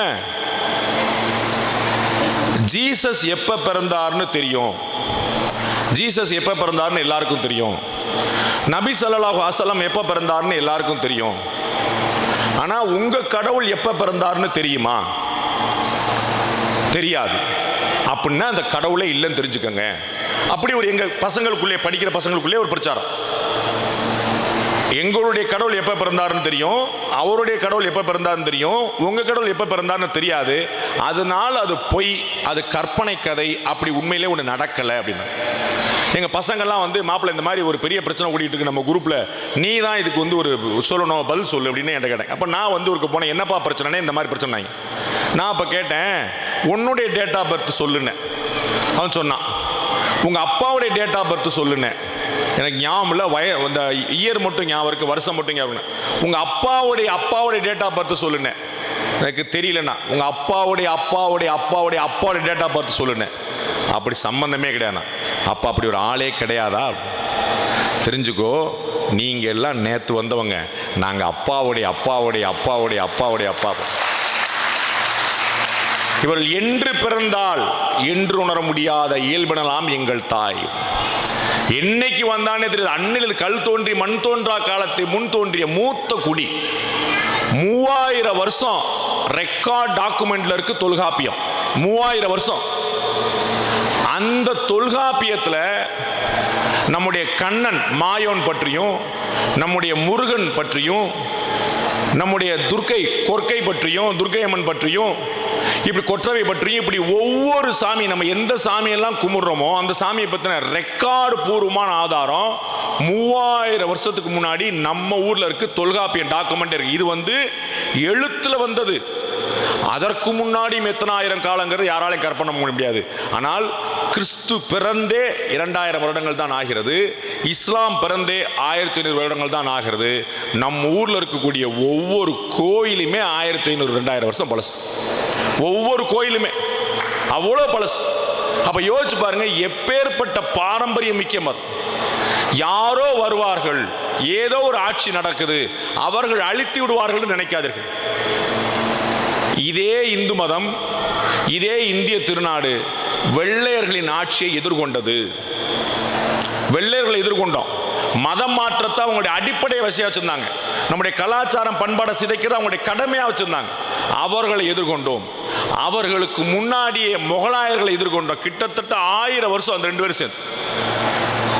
முகலாயர்கள் காலத்துல இந்தியாவில் ஹிந்துவா இருக்கிறதுக்கு வரி இன்னைக்கு போடுறாங்க இல்லையா, சொத்து வரி, வீட்டு வரி, வருமான வரி அப்படின்னு. அந்த மாதிரி நீ ஹிந்து அப்படின்னா வரி கட்டணும். ஒன்று வரி கட்டு, இல்லாட்டி மதம் மாறு. அப்படிப்பட்ட கொடுமை இந்தியாவில் நடந்துச்சு. வேற எங்கேயோ, ஆப்கானிஸ்தான்லயோ வேற எங்கேயோ நடக்கல, இந்தியாவில் நடந்துச்சு. அப்ப இதே இந்து மக்கள் அந்த கொடுமையான காலகட்டங்களையும் தாண்டி வந்தார்கள். அதையும் எதிர்கொண்டு வந்தார்கள். முகலாயர்களை பார்த்தவர்கள், வெள்ளையர்களை பார்த்தவர்கள். இவர்கள் எல்லாம் பார்க்க மாட்டோமா என்ன? அதையும் பார்த்துடலாங்கிறது தான். அப்ப இது யாரோ வந்துட்டாங்க, மதம் மாற்றுறாங்க, ஆட்சியை பிடிச்சிட்டாங்க, அவங்களுக்கு சார்பா இருக்கிறாங்க, கவலைப்பட வேண்டியதே இல்லை. நாம யாரும் நமக்கு தெரிஞ்சா போதும். ஒரு அரசியல்வாதி எதுக்கு சார் பயப்படுவான்? ஒரு அரசியல்வாதி என்ன கேட்பான்? அவங்கள்ட்ட லஞ்சம் கேட்பான், அது வேற விஷயம் வச்சுக்கோங்க. எப்போ பார்த்தாலும் பாக்கெட்டே பார்த்துட்டு இருப்பான், காசு ஏதாவது தீர்மானம். அதோட முக்கியமாக அவனுடைய நோக்கம் என்னவா இருக்குது? ஓட்டு வாங்குறது. அதானே, ஓட்டு வாங்கினா தான் ஜெயிக்க முடியும். எல்லாரும் நினைப்பான் நம்ம எப்படியாவது எம்எல்ஏ ஆகணும், எம்பி ஆகணும், கவுன்சிலர் ஜெயிக்க முடியும். அப்போ ஓட்டு வாங்கணும். ஓட்டு வாங்குறதுக்காக அவர்கள் எல்லா விதமான முயற்சியை மேற்கொள்கிறார். நான் நம்ம ஜாதி, நம்முடைய இனம், நம்முடைய ஊர், இன்னாருடைய சொந்தக்காரன் அப்படின்னு ஏகப்பட்ட விஷயங்களை சொல்லிட்டே இருக்கார். என்னைக்காவது ஒரு நாள் ஒரு குறிப்பிட்ட மதம் என்பதற்காக, இன்னைக்கு சொல்லுங்க, நீங்க இஸ்லாமியர்களுடைய வாக்கு, கிறிஸ்தவர்களுடைய வாக்கு எந்த கூட்டணிக்கு போகுது அப்படின்னா, குழந்தை கூட சொல்லிடும் திராவிட முன்னேற்ற கழக கூட்டணிக்கு அப்படியே ஒட்டுமொத்தமாக அந்த ஓட்டு போகுதுன்னு சொல்லிடும். அவ்வளோ கிளியராக இருக்கு. எல்லா ஊர்லையும் டேட்டா எடுத்துட்டாங்க, கிளியராக அந்த ஓட்டு போகுது. அப்போ அவர்கள் சிறுபான்மை மக்கள் நமக்கு யார் பாதுகாப்புன்னு தீர்மானிக்கிறாங்க, நமக்கு இந்த கூட்டணி தான் பாதுகாப்புன்னு முடிவு பண்ணுறாங்க. அவர்களுக்கு ஒட்டுமொத்தமாக அந்த வாக்குகளை சிந்தாமல் சிதறாமல் அப்படியே அள்ளி கொடுக்குறாங்க. 20% சிறுபான்மை மக்களுடைய வாக்கு 20%. அந்த 20% வாக்கு அப்படியே சிந்தாமல் சிதறாமல் ஒரு கூட்டணிக்கு போகுது. அப்ப அவங்களுக்கு மாற்றா வர்றவங்க என்ன செய்ய வேண்டியிருக்குது? இவங்க அந்த வேலையை ஆரம்பிக்கும் போதே 20% ஆரம்பிக்கிறாங்க, பிளஸ் 20+ தான் அவங்க வேலையை ஆரம்பிக்குது. ஆனா மாற்று கட்சிகளுக்கு 0லேருந்து ஆரம்பிக்க வேண்டியிருக்கு. சரிங்களா? அப்ப சிறுபான்மை மக்கள் வாக்குகள் ஒட்டுமொத்தமாக விழும்போது அது ஒரு குறிப்பிட்ட கூட்டணிக்கு பெரிய சாதகமா மாறுது. அப்ப உங்களுக்கு ஒருவேளை உங்களுடைய மதம், அந்த மதத்திற்கான மரியாதை அதிகரிக்க வேண்டும் என்று நினைத்தால், ஒரு நாள் இந்துக்களின் ஓட்டு என்று உருவானால், 80% இந்துக்கள் ஓட்டில் ஒன்றுபட்டால் யோசிச்சு பாருங்க இந்த கட்சிகள்லாம் என்ன ஆவாங்க. ஒரு 20% வாக்குகள் அவர்களுடைய வெற்றியை தீர்மானிக்க முடியும்னு சொன்னா 80% வாக்குகள் என்ன செய்யணும் யோசிச்சு பாருங்க. ஹிந்து அப்படிங்கிற சிந்தனை ஓட்டு போடும்போது வந்தா ஒட்டுமொத்த நாட்டுடைய தலையெழுத்தே மாறும். ஒட்டுமொத்த நாட்டுடைய தலையெழுத்தே மாறும். அந்த இடத்துல நீங்கள் விரும்பினால் என்ன காரணத்துக்காக ஓட்டு போடணும், மனசுல என்ன நினைக்கணும் அப்படின்னு அந்த இடத்துல இந்த சிந்தனை வந்துச்சுன்னா இவர்கள் பேசுகிற கணக்கெல்லாம் தவிடு பொடியாகும். அன்னைக்கு இப்பயே சொல்றேன் பார்த்துக்கங்க, நீங்கள் எல்லோரும் ஹிந்து அப்படிங்கிற எண்ணத்துல ஒருங்கிணைந்து ஓட்டு போட கிளம்புனீங்கன்னா தர்மரக்ஷண சமிதியை முந்திக்கிட்டு திமுக நான் தான் இந்துக்களுக்கான அமைப்புன்னு வந்து நின்றுவாங்க. நான் தான் இந்துக்களுக்கான அமைப்புன்னு வந்து நின்றுவாங்க. ஏன்? எல்லா அரசியல் கட்சியுமே ஓட்டுக்கு தான். எங்க அண்ணன் சேகர் பாபு என்ன சொல்றாரு? ஜிஆர் சுவாமிகளுக்கு நல்ல பழக்கமானவர் அமைச்சர் சேகர் பாபு என்ன சொல்றாரு? ஆன்மீக அரசியல் நடத்தி கொண்டிருக்கிறோம், ஆன்மீக ஆட்சி நடத்தி கொண்டிருக்கிறோம்ன்றார். என்ன கணக்கு? இப்பதான் ஒரு அண்ணாமலை வந்திருக்கிறார். ஒரு அண்ணாமலை உள்ள வந்ததுக்கே திமுக ஆன்மீக ஆட்சி நடத்துறோம்னு சொல்லிட்டாங்கன்னு ஊருக்கு ஒரு அண்ணாமலை உருவானா என்ன ஆகும்னு யோசிச்சுக்கணும். எளிமையான கணக்கு. அவர்கள் எதை சொல்லி ஓட்டு கேட்கிறார்களோ, எதை சொல்லி ஓட்டு வாங்குகிறார்களோ அதை வச்சு அவங்களுக்கு அந்த சொல்லுவாங்கல்ல, முள்ள முள்ளால தான் எடுக்கணும், முள்ள முள்ளால தான் எடுக்கணும்.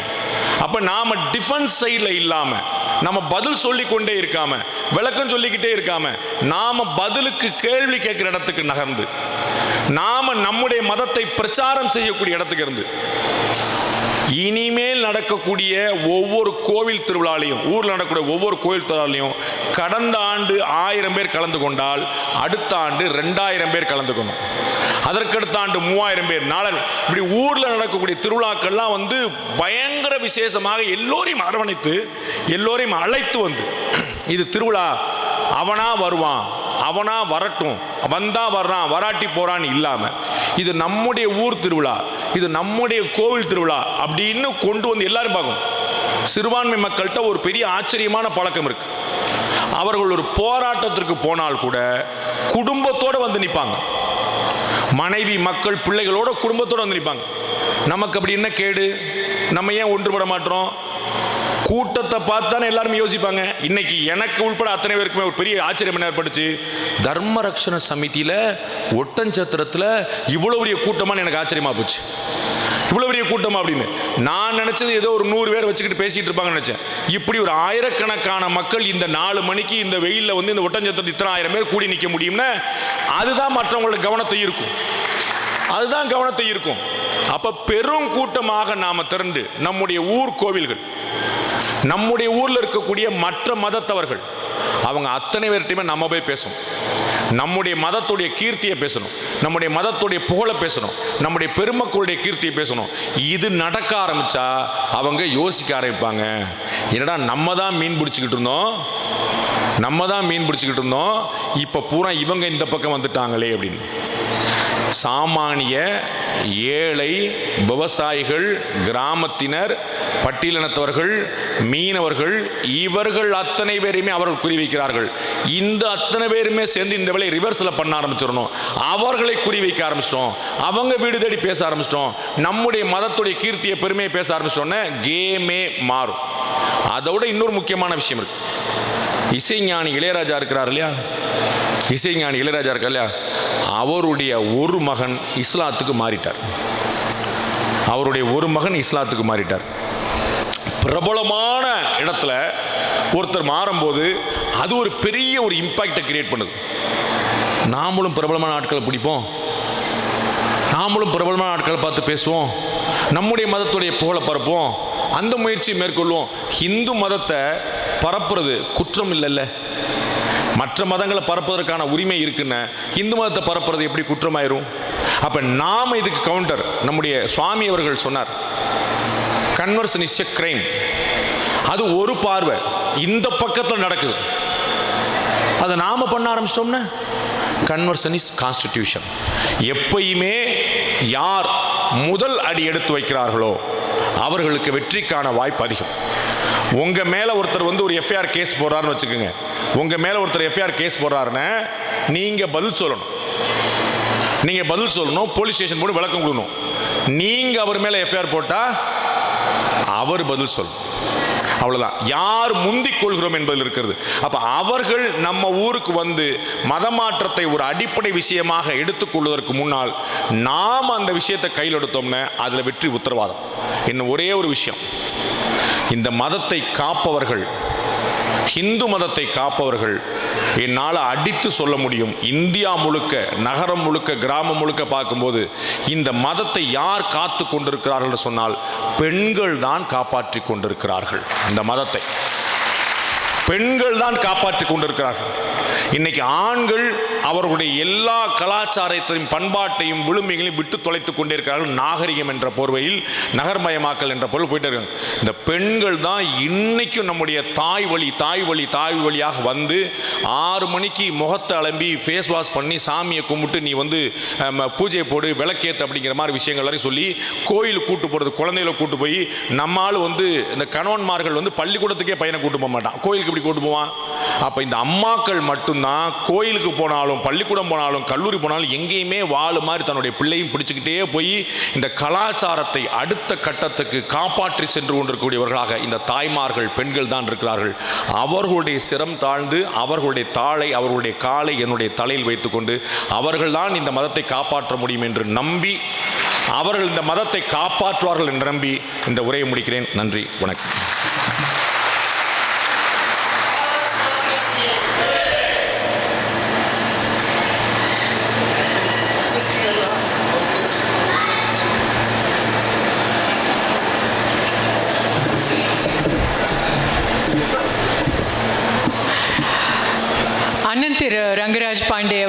நமக்கு ஒரு அருமையான வாய்ப்பை அளித்திருக்கிறார்கள். உங்களுக்கு யாருக்காவது கேள்வி கேட்கணும்னா அண்ணனிடம் இப்போ கேள்வி கேட்கலாம். கேட்க விரும்புகிறவங்க முன்னாடி வந்து மைக் வாங்கி மைக்கில் பேசினீங்கன்னா தெளிவாக கேட்கும். சனாதனத்தை பற்றி நம்மளை எதிர்ப்பு தெரிவிச்சுக்கிட்டே இருக்காங்க. அது ஒரு தாங்கள் கூற அறிவு. உதயநிதி ஸ்டாலின் சொல்லி எதிர்த்துக்கிட்டே இருக்காரு. அவருக்கு தாங்கள் கூட அறிவு என்னன்னு? அவங்களுடைய முயற்சியை தான் நான் என்னுடைய நிகழ்ச்சியில் ஆரம்பத்திலே சொன்னேன். சனாதனம்ங்கிறதே வேற, இந்து மதம்னே வேறன்னு நம்மளை குழப்பணும் அப்படின்ட்டு. முருகனே வேற, கந்தன் வேறன்ட்டாங்க. நம்ம என்ன படிச்சிருக்கோம்? கந்தா, கடம்பா, கதிர்வேளான்னு தான் படிச்சிருக்கிறோம். ஒருத்தர் கிளம்பிட்டாரு, முருகன் வேற கந்தன் வேறன்னு கிளம்பிட்டாரு. பழனியில் இருக்கிறது முருகனே இல்லைன்னு கிளம்பிட்டாரு. இப்போ முருகனுக்கெல்லாம் பர்த் சர்டிஃபிகேட் வாங்க வேண்டியிருக்கு. நான் ஒரிஜினல் முருகன் தான், நான் நல்ல முருகன் தான், நீங்கள் சொன்ன முருகன் நான் தான் அப்படின்னு முருகனுக்கே பர்த் சர்டிஃபிகேட் வாங்க வேண்டியிருக்கு. ஆளால் கிளப்பி விட்டுருவாங்க. இது வேலை அவங்க செஞ்சுக்கிட்டே இருக்காங்க. நாம் அதை சொன்னேன், நாம கவலைப்படாமல் அவர்கள் முருகன் யார், சனாதனம்னா என்ன அப்படின்னு கேள்வி எழுப்புனாங்கன்னு நாம பதிலுக்கு திராவிட இயக்கம்னா என்ன, திமுகன்னா என்ன அப்படின்னு பதிலுக்கு கேள்வி கேட்க ஆரம்பிச்சோம்னா அதற்கான பதில் வந்துடும். வேற ஒன்றுமே இல்லை. அவ்வளோதான். அந்த கவுண்டர் பாயிண்ட்டை கேட்க ஆரம்பிச்சோம்னா சரியா போயிடும். நாம முந்திக்கிடணுங்கிறது தான் அவ்வளோ நேரம் சொல்லிட்டு சார். இப்போ கன்வர்ஷன் பற்றி சொல்லியிருந்தீங்க, நம்ம ஸ்டார்ட் பண்ணணும் அப்படின்னு சொல்லியிருந்தீங்க. அதுக்கு என்ன விதமான சப்போர்ட் கிடைக்கும், அதுக்கான ப்ரொடக்ஷன் எப்படி இருக்கும்? நம்ம இறங்கணும். இதை வந்து ஒரு மிஷனாக, ஒரு இயக்கமாக, ஒரு கூட்டமாகலாம் நான் நடத்த சொல்லலை. நாம நம்முடைய மதத்தை பிரச்சாரம் பண்ணுவோம். அதற்கான உரிமை இந்த கான்ஸ்டியூஷன் கொடுத்துரும். ஆர்டிகல் 25 அரசமைப்பின் 25ஆம் பிரிவு என்ன சொல்லுது? உங்களுடைய மதத்தை நீங்கள் கடைபிடிக்க, பயிற்சி செய்ய, பரப்ப அதிகாரம் இருக்கு. அப்ப நம்முடைய மதத்தில் என்ன நல்ல விஷயங்கள் இருக்குன்னு 4 பேர்கிட்ட சொல்லுங்க. மற்ற மதத்தை சேர்ந்த நம்முடைய கல்லூரி மாணவர்கள் இருப்பாங்க, பள்ளிக்கூட மாணவர்கள் இருப்பாங்க, அலுவலக ஊழியர்கள் இருப்பாங்க, சக தோழர் இருப்பாங்க. மதத்தை பத்தி சொல்லுங்க. வேற ஒன்றும் பண்ண வேண்டாம். நம்ம போய் அடிச்சு பிடிச்சி நீங்க வா, காசை கொடுக்குறேன், ஆளை மாத்துறேன், கவர்மெண்ட் ஜாப் கொடுக்குறேன், அந்த ஏமாற்று வேலையெல்லாம் நம்ம பண்ண வேண்டியது. நம்ம தெளிவா இந்த மதத்தில் எவ்வளவு அற்புதமான விஷயங்கள் இருக்குன்னு சொன்னா போதும். இந்த கடையில் எல்லா பொருளும் கிடைக்குது, இந்த கடையில் 2 பொருள் தான் கிடைக்குது. எந்த கடைக்கு போவீங்க? எல்லா பொருளும் இருக்கிற கடைக்கு போயிருவீங்க. அவ்வளவுதான். எங்க கடையில் எல்லா பொருளும் இருக்குன்னு சொல்லுது. எங்க அது ஆட்டோமேட்டிக்கா நடக்கும். அது வந்து ஒரு மிஷனாக, ஒரு இயக்கமாக, காசு கொடுத்து கூட்டு வர்ற கூட்டமாக நம்ம மாற்றக்கூடாது. ஒவ்வொரு தனிநபரும் ஒவ்வொரு தனி இயக்கமாக மாறும். தர்மரக்ஷண சமிதியோட நோக்கம் என்ன? இது 10 பேர் சேர்ந்து செய்யற கூட்ட வேலையில ஒவ்வொரு தனிநபரும் ஒரு இயக்கம். ஒவ்வொரு தனிநபரும் நாம 4 பேரை பார்த்து, நம்ம நண்பர்களை பார்த்து சாதாரண விவாதம். நான் இப்போ சொன்னேன்ல, இயேசுநாதர் எப்போ பிறந்தாரு, நபி ஸல்லல்லாஹு எப்போ பிறந்தாரு அப்படின்னு, அந்த மாதிரி சாதாரண உங்களுடைய நண்பர்களுக்கு இடையில் உள்ள கான்வர்சேஷன்ல நம்முடைய சண்டை போடுறது இல்லை, அடுத்தவர்கள் மதத்தை பழிப்பதல்ல. புரியுங்களா? உன் மதம் மோசம், என் மதம் சூப்பர் அப்படிலாம் இல்லை. என்னுடைய அம்மா உலகத்திலே உத்தமி நான் சொல்லுவேன். அதற்கு அர்த்தம் அடுத்தவனுடைய அம்மா குறை சொல்றது இல்ல. உனக்கு உங்க அம்மா உத்தமி, எனக்கு எங்க அம்மா உத்தமி, எனக்கு குழப்பம் இல்லை. அப்ப என்னுடைய வீட்டில், என்னுடைய மதத்தில், என்னுடைய கலாச்சாரத்தில், பண்பாட்டில் என்ன அற்புதமான விஷயங்களா இருக்குன்னு சொல்ல பழகிட்டோம்னா ஆட்டோமேட்டிக்காக வந்துடும். இதை கொண்டு போனா போதும் நம்மள்ட்ட இருக்கிற நல்ல விஷயங்களை. ஐயா, என்னோடய பேர் விஜய், மாநில துணைத் தலைவராக இருக்கேன், ஆசிரியர் சங்கத்தில் இருக்கேன். இன்றைய காலகட்டத்தில் தமிழ்நாட்டினுடைய கல்வி முறை அது சென்று கொண்டிருக்கக்கூடிய பாதை நம்ம எல்லாருக்குமே தெரிஞ்ச விஷயந்தான். இளைய சமுதாயம் இன்றைக்கி நம்மளை விட்டு தடமாறி போதை கலாச்சாரங்கிற ஒரு மாபெரும் கட்டமைப்புக்குள்ளே போய் ஒரு 40-50% இளைஞர்கள் அதில் போய் மாட்டிகிட்டு இருக்காங்க. எத்தனையோ முயற்சி எல்லாரும் எடுத்துகிட்டு இருக்கோம். இந்த கட்டத்தில் கல்வி முறையில் என்ன மாற்றம் வேணும்? இப்போ நேஷனல் எஜுகேஷன் பாலிசி ஒரு பக்கம் வருது, ஆனால் இங்கே தமிழ்நாட்டில் இம்ப்ளிமெண்டேஷன் இல்லை. இதுக்கும் ஒரு பெரிய புரட்சிலாம் தேவையில்லை. நம்முடைய கலாச்சார பண்பாட்டு கல்வியை கொடுத்தாலே போதுமானது. எல்லாவற்றுக்குமான பதில் தீர்வு இருக்குது. உலகத்துக்கு பூமிங்கிறது சப்பட்டையா, சதுரமா, செவ்வகமா, உருண்டையா அப்படின்னு யோசிச்சிருக்கும் போது இதற்கு பூகோளம்னு பேர் வச்சுவேன் என் முப்பாட்டை. இது என்ன வடிவில் இருக்குன்னு உலகத்துக்கு தெரியாத போது என்னைக்கு அமாவாசை, என்னைக்கு பௌர்ணமி, காலண்டர் கண்டுபிடிக்காத, இன்னைக்கு நம்ம என்ன செய்யறோம்? என்னைக்கு அமாவாசைனா காலண்டர் பார்க்குறோம். காலண்டர் கண்டுபிடிக்காத காலத்தில் என்னைக்கு அமாவாசை, என்னைக்கு பௌர்ணமி, என்னைக்கு சந்திரகிரகணம், என்னைக்கு சூரியகிரகணம் அத்தனையும் சொன்னவன். சூரியனுக்கும் பூமிக்கான தூரத்தை கணக்கிட்டவன். ஒரு திதி நம்ம சொல்லலாம் ஒரு டேட் அப்படிங்கிற வார்த்தை, டேட்டுங்கிற வார்த்தை தேதியிலேருந்து வருது, தேதிங்கிற வார்த்தை திதியிலேருந்து வருது. திதின்னா ஒரு நாள் அர்த்தம். ஒரு நாள் சூரியனை பூமி சுற்றி வரக்கூடியது ஆகக்கூடியது ஒரு நாள். எவன் கண்டுபிடிச்சான், என்ன கண்டுபிடிச்சான்? இவங்க எல்லாம் அது என்னன்னு தெரியறதுக்கு முன்னாடியே கண்டுபிடிச்ச கல்வி இங்கே உட்கார்ந்துருக்கு. அதெல்லாம் என்னன்னே தெரியாது அவங்களுக்கு, அப்பயே கண்டுபிடிச்ச கல்வி நம்மகிட்ட இருக்குது. எப்படி சாத்தியமாகும்? அறிவியலா இருக்கட்டும், தர்க்கமா இருக்கட்டும், லாவா இருக்கட்டும், என்ன விஷயம் இங்க இல்ல, எல்லாமே இங்க இருந்தது. நான் அதான் சொன்னேன், இந்த மெக்காலே என்ன பண்ணாரு, இவனுக்கு எல்லாமே தெரிஞ்சிருக்கு. அப்ப இவன்கிட்ட போய் நம்ம விற்க முடியாது. அப்ப நம்ம என்ன செய்யணும்? இவனை முட்டாள் முட்டாள்னு சொல்லிட்டு, கருப்பா இருக்க, சட்டை போட மாட்டியா, அடப்பா இவர் சட்டை கூட போடாத ஒரு ஆள். என் ஊர்ல இருக்கக்கூடிய வேக்காட்டுக்கு சட்டை இல்லாம இருந்தா தான் நல்லா இருக்கும். அவன் ஊர்ல இருக்கக்கூடிய குளிருக்கு கோட்டு போட்டா தான் நல்லா இருக்கும். அவன் கோட்டு போட்டு என்னைய கோட்டு போடலன்னு கேள்வி பண்ண ஆரம்பிச்சிட்டான். நம்மளும் ஆமா கோட்டு போடலன்னா நம்ம கேள்வி தான் போல, அப்ப நம்ம கோட்டு போடணும்னு நினைச்சிட்டோம். நம்ம அப்ப நம்மகிட்ட ஒரு இன்ஃபீரியாரிட்டி காம்ப்ளெக்ஸ் கிரியேட் பண்ணதான் அவருடைய கல்வி முறையுடைய வேலையே.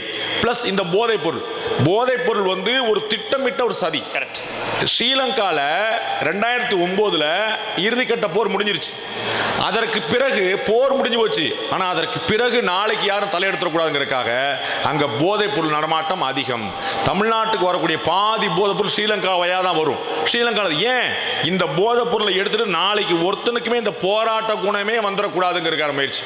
அப்ப இன்னைக்கு பூரா இருக்கிறவன பூரா டாஸ்மாக் கடை வாசலை கொடுத்து வச்சுக்கோங்க. நம்ம இன்னைக்கு பார்க்குறோம். நான் சொன்னேன் ஏன் நான் தாய்மார்கள் காலில் விழுகிறேன் அப்படின்னா, இந்த டாஸ்மாக் கடை எல்லாருக்கும் தான் திறந்துருக்கு. பெண்கள் வரக்கூடாது டாஸ்மாக் கடையில் போட்டிருக்கானா? நம்மால் என்ன சொல்றான், அப்படியே போனேன் மாப்பிள்ள, பக்கத்துல கடையை திறந்துருந்தாங்க, அப்படியே உள்ள போயிட்டேன்றான். அதே சாலையை கடந்து என்னுடைய சகோதரி போறான், அவ ஏன் உள்ள போல? அவள்கிட்ட தான் அந்த கலாச்சார பண்பாட்டு விளிமியம் இருக்கு. கழுத நீ என்ன கடையை திறந்து வச்சாலும் நான் எங்க போகணும் எனக்கு தெரியும், நான் அந்த பக்கம் வரமாட்டேன்னு நினைக்கிறேன். அப்ப இந்த இளைஞர்களை பூரா திசை திருப்பி அவங்களை காலி பண்றதுக்கான ஒரு முயற்சி. எங்க போனாலும் இந்த கடை எல்லா இடத்துலையும் கிடைக்கும். கிடைக்காத ஒட்டஞ்சத்திரத்தில் கிடைக்குங்க. உங்களுக்கு என்ன வேணும் சொல்லுங்க, ஒட்டஞ்சத்திரத்தில் கிடைக்கும். கிடைக்காத இடமே கிடையாது. இது ஒரு திட்டமிட்ட முயற்சி. இந்த இளைஞர்களுடைய மூளையை மழுங்கடித்து அவரிடம் எதுவுமே இல்லைங்கிற நான் என்ன செய்ய அப்படிங்கிற ஒரு இன்ஃபீரியாரிட்டி காம்ப்ளெக்ஸ் கிரியேட் பண்றதுக்கான முயற்சி. அதுல இருந்து நாம தான் வெளியே வரணும். பெற்றோர்கள், உங்களை போன்ற ஆசிரியர் பெருமக்கள். நேற்று சீமான் அவர்கள் ஒரு கூட்டத்தில் பேசும்போது சொன்னார், நான் கேட்டிருந்தேன், நீங்கள் கேட்டிருக்க வாய்ப்பில் அது வெளியில் வரல. அவர் சொன்னார், நான் காங்கிரஸ் கட்சிக்காரன். சீமான் சொல்றாரு, நான் காங்கிரஸ் கட்சிக்காரன், பரம்பரையாக எங்கள் அப்பா அம்மாலாம் காங்கிரஸ் கட்சிக்காரங்க. கல்லூரிக்கு போன போது எங்களுடைய ஆசிரியர் பெருமக்களை பேச்சை கேட்டு தான் நான் திராவிட இயக்கங்கள் பக்கம் மாறினேன் என்றார். அப்ப ஆசிரியர் பெருமக்கள் என்ன சொல்றாங்க பாருங்க, இன்னைக்கு யாராவது பேசினா காவிமயமாக்குறன்றான். ஆனா அன்னைக்கு ஆசிரியர் பெருமக்கள் என்ன செஞ்சாங்கிறதுக்கு திரு சீமானே சாட்சி. சொல்ல போறீங்களா? அப்ப என்னைய வந்து கல்லூரியில் பேசினாங்க. அப்ப ஆசிரியர் பெருமக்கள் எது நல்லதுங்கிறத மக்கள்கிட்ட கொண்டு போய் சேர்த்துக்கிட்டே இருக்கணும், மாணவர்கள்ட்ட கொண்டு போய் சேர்த்துட்டே இருக்கணும். பெற்றோரும் ஆசிரியரும் இதை கொண்டு போய் சேர்க்கும் போது ஆட்டோமேட்டிக்கா நம்முடைய கல்வி முறையில் இருக்கக்கூடிய அற்புதங்கள் வெளியுது. இது நம்ம மக்களுக்கு தெரியல. உலகத்திலேயே அற்புதமான கல்வி நம்மகிட்ட இருக்கு. வேதங்கள் இதிகாசம் இருக்கக்கூடிய படிப்பு நம்மகிட்ட இருக்கு. ஒவ்வொரு விஷயமும் கணக்கு, அறிவியல், ஜீரோவை கண்டுபிடிச்சது யாரு? நம்மகிட்ட உட்கார்ந்துருக்கு. அந்த ஜீரோ இல்லைன்னா கணக்கே கிடையாது. பைனரிங்கிற ஒன்று வச்சிருக்கான், நம்மகிட்ட தான் வச்சிருக்கான். கம்ப்யூட்டர் எப்படி வச்சிருக்கான்? உலகத்திலே இருக்கக்கூடிய நான் என்ன கேட்கிறேன், உலக நாடுகள் பூரா பெரிய பெரிய கம்ப்யூட்டர் சாஃப்ட்வேர் கம்பெனிலாம் வச்சிருக்கான். அவன் ஓனரா இருக்கிறான். அங்க போய் அறிவை பயன்படுத்தி கொடுக்கறது யாரா இருக்கிறான்? இந்த இந்தியனா இருக்கிறான், இந்த தமிழனா இருக்கிறான், இங்க இருக்கிறதா இருக்கான். அப்ப உலகத்திலே அற்புதமான மூளை எங்க இருக்கு? இங்க இருக்கு. அது வெள்ளக்காரன் கொடுத்தது கிடையாது. இன்னைக்கு வெள்ளக்காரனுக்கே நம்ம தான் கொடுத்துட்டு இருக்கிறோம். நேற்று வரைக்கும் பிரிட்டன்ல வந்து ரிஷி சுனக், ஒரு இந்தியர் தான் அங்க வந்து, ஒரு ஹிந்து, அவர் தான் அங்க வந்து பிரதமராக இருந்தார். சொல்ல முடியாது, நாளை கமலா ஹாரிஸ் வந்து அமெரிக்காவில் வந்தாலும் வரலாம். ரொம்ப நன்றி சார், அருமையான எக்ஸ்பிளேஷன். தேங்க்யூ. ஜி நமஸ்தே. நம்மளும் போய் எதிர்த்தரப்பில் அவங்கள மதம் மாற்றுறது பண்ணலாம் அப்படின்ற உங்கள் கருத்தை நான் வரவேற்கிறேன். ஆனால் அதே நேரம் இப்போ பல்கலைக்கழகங்கள்லையோ இல்லை பள்ளிக்கூடங்கள்லையோ நம்ம இந்து மத சார்ந்த வகுப்புகள் எடுக்கக்கூடாதுன்னு ஒரு சட்டமே மத்திய அரசால் இருக்குது அப்படின்னு நான் கேள்விப்பட்டிருக்கேன். அது எப்படின்னு கேட்டிங்கன்னா, மத்திய அரசே அப்படி ஒரு சட்டம் இருக்கிறதா சொல்கிறாங்க. அது உண்மைன்றது எனக்கு அவ்வளோவா கிளியராக தெரியல. ஆனால் அப்படி இருக்குதா? அப்படி இல்லைன்னா நேரடியாக அப்படி இல்லைன்னா ஏன் வந்து இந்துக்களுக்காக பல்கலைக்கழகங்களோ அல்ல பள்ளிக்கூடங்களோ அதிகபட்சமாக ஏன் வரல? எந்த ஒரு மத சார்ந்த நிகழ்ச்சியும், எந்த ஒரு அரசியல் சார்ந்த நிகழ்ச்சியும் பள்ளி கல்லூரிகளில் இருக்கக்கூடாதுன்னு வேணா சட்டம் இருக்கலாமே தவிர, சட்டம் கூட இல்லை, விதிமுறை இருக்கலாமே தவிர, ஹிந்து மதம் சார்ந்தது இருக்கக்கூடாதுன்னு எங்கேயுமே இருக்க முடியாது. இருக்க முடியாது. அப்படி ஒரு சட்டம் கிடையாதுன்னு என்னால் கண்ண மூடிட்டு சொல்ல முடியும். சரிங்களா? கேரண்டியா. ஏன்னா ஒரு மதத்தை குறி வச்சு இந்தியாவில் அப்படி ஒரு சட்டம் நிறைவேற்ற முடியாது. பிற மதங்களுக்கு சலுகை கொடுக்கலாம். சரிங்களா? சலுகை கொடுக்கலாம், நான் மறுக்கல. ஆனால் இந்து மதத்தின் சார்பாக ஒரு நிகழ்ச்சி நடத்தக்கூடாதுன்னு ஒரு சட்டம் இருக்க முடியாது. அப்படி கிடையாது. நாம என்ன செய்யணும்? இப்ப இந்து மதத்தை பரப்புறேன்னு கிளம்ப வேண்டியது இல்லை. புரியுங்களா? இந்து மதத்தை பரப்புறேன். அதே பள்ளியில அதே கல்லூரியில நான் சரஸ்வதி பூஜை கொண்டாடுறேன்னு கொண்டாடலாம். பெருசா பெருசா நான் விநாயகர் சதுர்த்தி கொண்டாடுறேன் பெருசா. ஏன்? என்னுடைய விநாயகர் என்னுடைய சாமி கும்பிட சொல்லியிருக்காங்க, எனக்கு முக்கியம். கிருஷ்ண ஜெயந்தி கொண்டாடலாம், ராமநவமி கொண்டாடலாம், கந்த சஷ்டி கொண்டாடலாம். இப்படி ஒன்னொன்னா இன்னைக்கு ஆடி வெள்ளிக்கிழமை எங்க கல்லூரியில் வரக்கூடிய மாணவிகள் பூரா புடவை கட்டிட்டு வாங்கன்னு சொல்லலாம். அவங்களுக்கு பூரா அற்புதமான வளையல் கொடுக்கலாம். சின்ன சின்னதா நான் வந்து மதத்தை இந்து மதத்தை பரப்புறேன்னு கிளம்ப வேண்டாம்ன்றேன். புரியுங்களா? நீங்க கல்லூரி பள்ளிக்கூடத்தில் இருக்கும்போது உங்களுக்கு என்ன சாத்தியமோ அதை செய்யலாம். சாமி கும்பிட்ற தடை கிடையாதுல. கண்டிப்பா அவ்வளவு சாமி கும்பிடுவோம். இப்போ அதே தான். இப்போ நான் என்ன சொன்னேன், இப்போ முஸ்லீம் மதத்துக்கு தனியாக பல்கலைக்கழகங்கள் நானே பார்த்துருக்கேன் பல இடங்களில், அதர் ஸ்டேட் உட்பட, தமிழ்நாடு உட்பட. அப்போ அப்படி ஒரு பல்கலைக்கழகம் இந்துக்களுக்கும் பள்ளிகள்லாம் இருக்குது, ரொம்ப கம்மி. ஏன்னா அவங்களுக்கு வந்து கான்ஸ்டிடியூஷன்லயே சிறுபான்மை மக்களுக்கு ஒரு சலுகை கொடுத்துருக்காங்க. அவங்க சிறுபான்மையினருக்குன்னே கான்ஸ்டிடியூஷன்ல சலுகை கொடுத்துருக்காங்க. அவங்க பள்ளி கல்லூரி இது மாதிரி கல்வி நிறுவனங்கள் துவக்க ரொம்ப ஈஸி. டக்குன்னு மைனாரிட்டி பேர்ல நிறைய பேர் சென்னையில், நான் வந்து பேர் சொல்ல விரும்பல, நிறைய பேர் மைனாரிட்டி பேர்ல இந்துக்களே கல்லூரி வச்சிருக்காங்க. அவங்க அடிப்படையில் இந்து, ஆனா வேற ஒரு ஆளை பினாமியா போட்டு நீ வந்து வச்சுக்கோன்னு சொல்லிட்டு அவங்களை கரஸ்பாண்ட் போட்டு வரலாம் வச்சிருக்காங்க. மைனாரிட்டிக்கான சலுகை அதிகம். ஆனால் ஹிந்து பெயர்ல கல்லூரியோ பள்ளியோ தொடங்குறதுல தப்பு கிடையாது. நான் படிச்ச ஸ்கூல் பேரே குருஞான சம்பந்தர் இந்து மேல்நிலை பள்ளி தான். நான் படிச்ச பள்ளிக்கூடம் இந்து மேல்நிலை பள்ளி தான். திருவள்ளூர்ல இருக்குது, கல்லூரிகள் இருக்கு, நிறைய கல்லூரிகள் இருக்கிறாங்க. ஹிந்துன்னு போட்டு பண்ணலாம், நம்ம தப்பு கிடையாது. அதற்கு நிறைய பேர் முனைகிறதுல என்ன பிரச்சனை, அவர்கள் எல்லோரும் தங்களுடைய மதத்தை பெருமையாக நினைக்கிறார்கள். நாம் அப்படி நினைக்கிறது இல்லை, அதான் பிரச்சனை. நான் ஒரு பெருமை மிகு இந்துன்னு ஒரு விவேகானந்தர் சொன்ன மாதிரி நம்ம ஒவ்வொருத்தரும் கிளம்பணும்னா ஆட்டோமேட்டிக்கா சரியா. அப்ப தனிப்பட்ட முறையில் ஒரு இந்து நினைச்சாருன்னா ஒரு காலேஜோ பள்ளியோ கட்டால முடியும்ன்றீங்க. அழகா முடியும். நன்றி. சிறுதுளி பெருவெள்ளம் ஒவ்வொரு தனிநபராலே செய்ய முடியும். நன்றி. தேங்க்யூ. எவ்வளவு நேரம் பேச முடியும்? உங்களுடைய நேரம் தான். நான் ஊருக்கு போகணும், ஆத்தா வையும். அதனால் உங்கள்கிட்ட எவ்வளோ நேரம் இருக்கும், எனக்கு ஒன்று பிரச்சனை. கடைசி 2 கேள்வி. நீங்கள் என்ன உத்தரவு போகிறீங்க? வணக்கம் ஐயா, நான் சி மகாலிங்கம் கும்பகோணத்துலேருந்து பேசுகிறேன். இந்த 30A ஒரு சட்டத்தை ஒன்று போட்டு நம்ம செயல்படுத்தக்கூடாதுன்னு சொல்கிறாங்களே, அதை பற்றி நீங்கள் உங்களோட கருத்து. நீங்கள் இந்த வாட்ஸ்அப்லாம் உட்காந்து பார்த்துட்டு வாட்ஸ்அப்பில் பேப்பர்லேயே வந்திருக்கு. எந்த பேப்பரில் வந்திருக்கு சொல்லுங்கள். நீங்கள் அதெல்லாம் கவலைப்படாதீங்க. அப்படி பார்க்குறதா சாணக்கியா பாருங்க, சரிங்களா? நான் அப்படியே சைடில் வித்துடுறேன். நான் அது என்னென்ன, பாதி பேர் வந்து அறகுறையாக தெரிஞ்சு வச்சுட்டு நிறைய அப்படியா இப்படியான்றாங்க. எந்த மதத்துக்கும் எதிராக மத்திய அரசு செயல்படாது. எந்த மதத்துக்கும் எதிராக மத்திய அரசு செயல்படாது. இந்து மதத்துக்கு எதிராக செயல்படாது. கவலையப்படாமல் நம்பிக்கையோடு இருக்கு. அதில் எந்த குழப்பமும் இல்லை. அப்படி இருக்கக்கூடிய சட்டங்கள் ஏதாவது 1-2 பழசில மிச்சம் மீது இருந்துச்சுன்னா அதையும் அகற்றக்கூடிய வேலையை தான் இந்த அரசு செய்யும். கவலையப்படாது. சார் வணக்கம், நான் சிவகங்கை மாவட்டம் மதிவாணன் பேசுகிறேன். நாம் 75-80% இந்துக்கள் இருக்கிற நாட்டில் நாம் கோரிக்கை வைத்தோ அல்லது போராடியோ ஏன் மதமாற்ற தடை சட்டம் கொண்டு வரலாம் முடியுமல்லவா? மதமாற்ற தடை சட்டம் இந்தியாவில் பல மாநிலங்களில் இருக்குது. தமிழ்நாட்டிலே 2001-2006 ஜெயலலிதா அவர்கள் முதலமைச்சராக இருக்கும்போது கொண்டு வந்தாங்க. 2003 கொண்டு வந்தாங்க. திருடனாய் பார்த்து திருந்தாவிட்டால் திருட்டை ஒழிக்க முடியாதுன்னு சொல்லுவாங்கல்ல, அதை மாதிரி நம்ம ஒரு சட்டம் போட்டு வந்து ஒரு விஷயத்தெல்லாம் தடுத்துட முடியாது. கொலை பண்ணக்கூடாதுன்னு சட்டம் இருக்கு. கொலை பண்ணா மரண தண்டனை. பாலியல் வன்புணர்ச்சி செய்யக்கூடாதுன்னு சட்டம் இருக்கு. ஆணவ படுகொலைகள் நடக்கக்கூடாதுன்னு சட்டம் இருக்கு. சாராயம் விற்கக்கூடாதுன்னு சட்டம் இருக்கு. அப்ப எல்லாம் நடக்காம இருக்குதா? சட்டம் போட்டு மாத்திர முடியாது, திட்டம் போட்டு மாத்தம். அல்லது நம்ம இப்படி சட்டம் மதமாற்ற தடை சட்டம் நாளைக்கு வந்துருச்சு, அப்ப மாறவே மாட்டாங்களா? அதெல்லாம் மாறிட்டே இருப்பாங்க. அதுக்கு தான் நான் வழி சொன்னேன், நம்மள 4 பேர் மாத்துறது கிளம்புறதுக்கு முன்னாடி நம்ம 40 பேர் மாத்தி வச்சிருவோம். ஒன்று சார், அனைத்து மதத்தினரும் சமமான சட்டத்துக்காக ஒருவருக்கு ஒரு தாரம் ஒரு குடும்பத்துக்கு ஒரு 2 குழந்தை தான் பெற வேண்டும் என்ற ஒரு சட்டத்தை கொண்டு வரலாமா? அதற்கு நாம் அதுக்கும் நான் பதில் சொன்னேன். நீங்க அப்ப சாப்பிட்ட அப்பதான் ரெஸ்ட்ல இருந்தீங்க போல.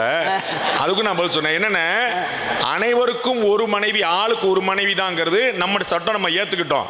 அத மாதிரி 2 பிள்ளைங்கிற சட்டம் இப்ப இல்ல. அதனால இப்ப கூட உங்களுக்கு தெம்பு இருக்கு, நீங்க கவலைப்பட வேண்டாம். அனைத்து மதத்தினருக்கும் 2 குழந்தைக்கு மேல் போகக்கூடாதுன்னு ஒரு சட்டம் கொண்டு வரும். சரி, நன்றி. மத மாற்றம் இந்துக்களுக்கு எதிராக நடந்துட்டுருக்கு. இதில் 2 மதத்தினர் நம்ம மேலே குறி வச்சு செய்கிறாங்க. இதில் யாரை பார்த்து நம்ம அதிகம் பயப்படணும்? யாரை பார்த்து நம்மளை பயப்படக்கூடாது, நம்மளை பார்த்து அடுத்தவங்க பயப்படணும்னு நினைக்கிறேன். யாரை பார்த்து நாம் பயப்படக்கூடாது. நான் அதுதான் என்னுடைய பேச்சுடைய அடிப்படை முயற்சி. அதாவது தான் இருந்தது. நாம் என்னைக்கு பயப்படணும், யாரை பார்த்து பயப்படணும் அப்படிங்கிற கேள்வி வச்சோம்னா நம்ம பயப்படணுங்கிறது முதல்ல நின்றுது. யாரை பார்த்தும் பயப்படக்கூடாது. விவேகானந்தர் ஆச்சரியமான ஒரு விஷயம் சொன்னார். நான் அங்கே சென்னையில் அவருடைய இல்லத்தில் நான் கவனித்ததை, நூற்றுக்கணக்கான குரங்குகள் அவரை துரத்திக்கிட்டே வருது. அவர் ஓடுறார். 100 குரங்கு வெறி பிடிச்சு துரத்திட்டே வருது. ஓடுறார் ஓடிட்டே. ஓடும் போதே அவருக்குள்ள ஒரு அசரீரி கேட்குது. என்ன செய்யற? குரங்கு துரத்துது, ஓடுறேன்.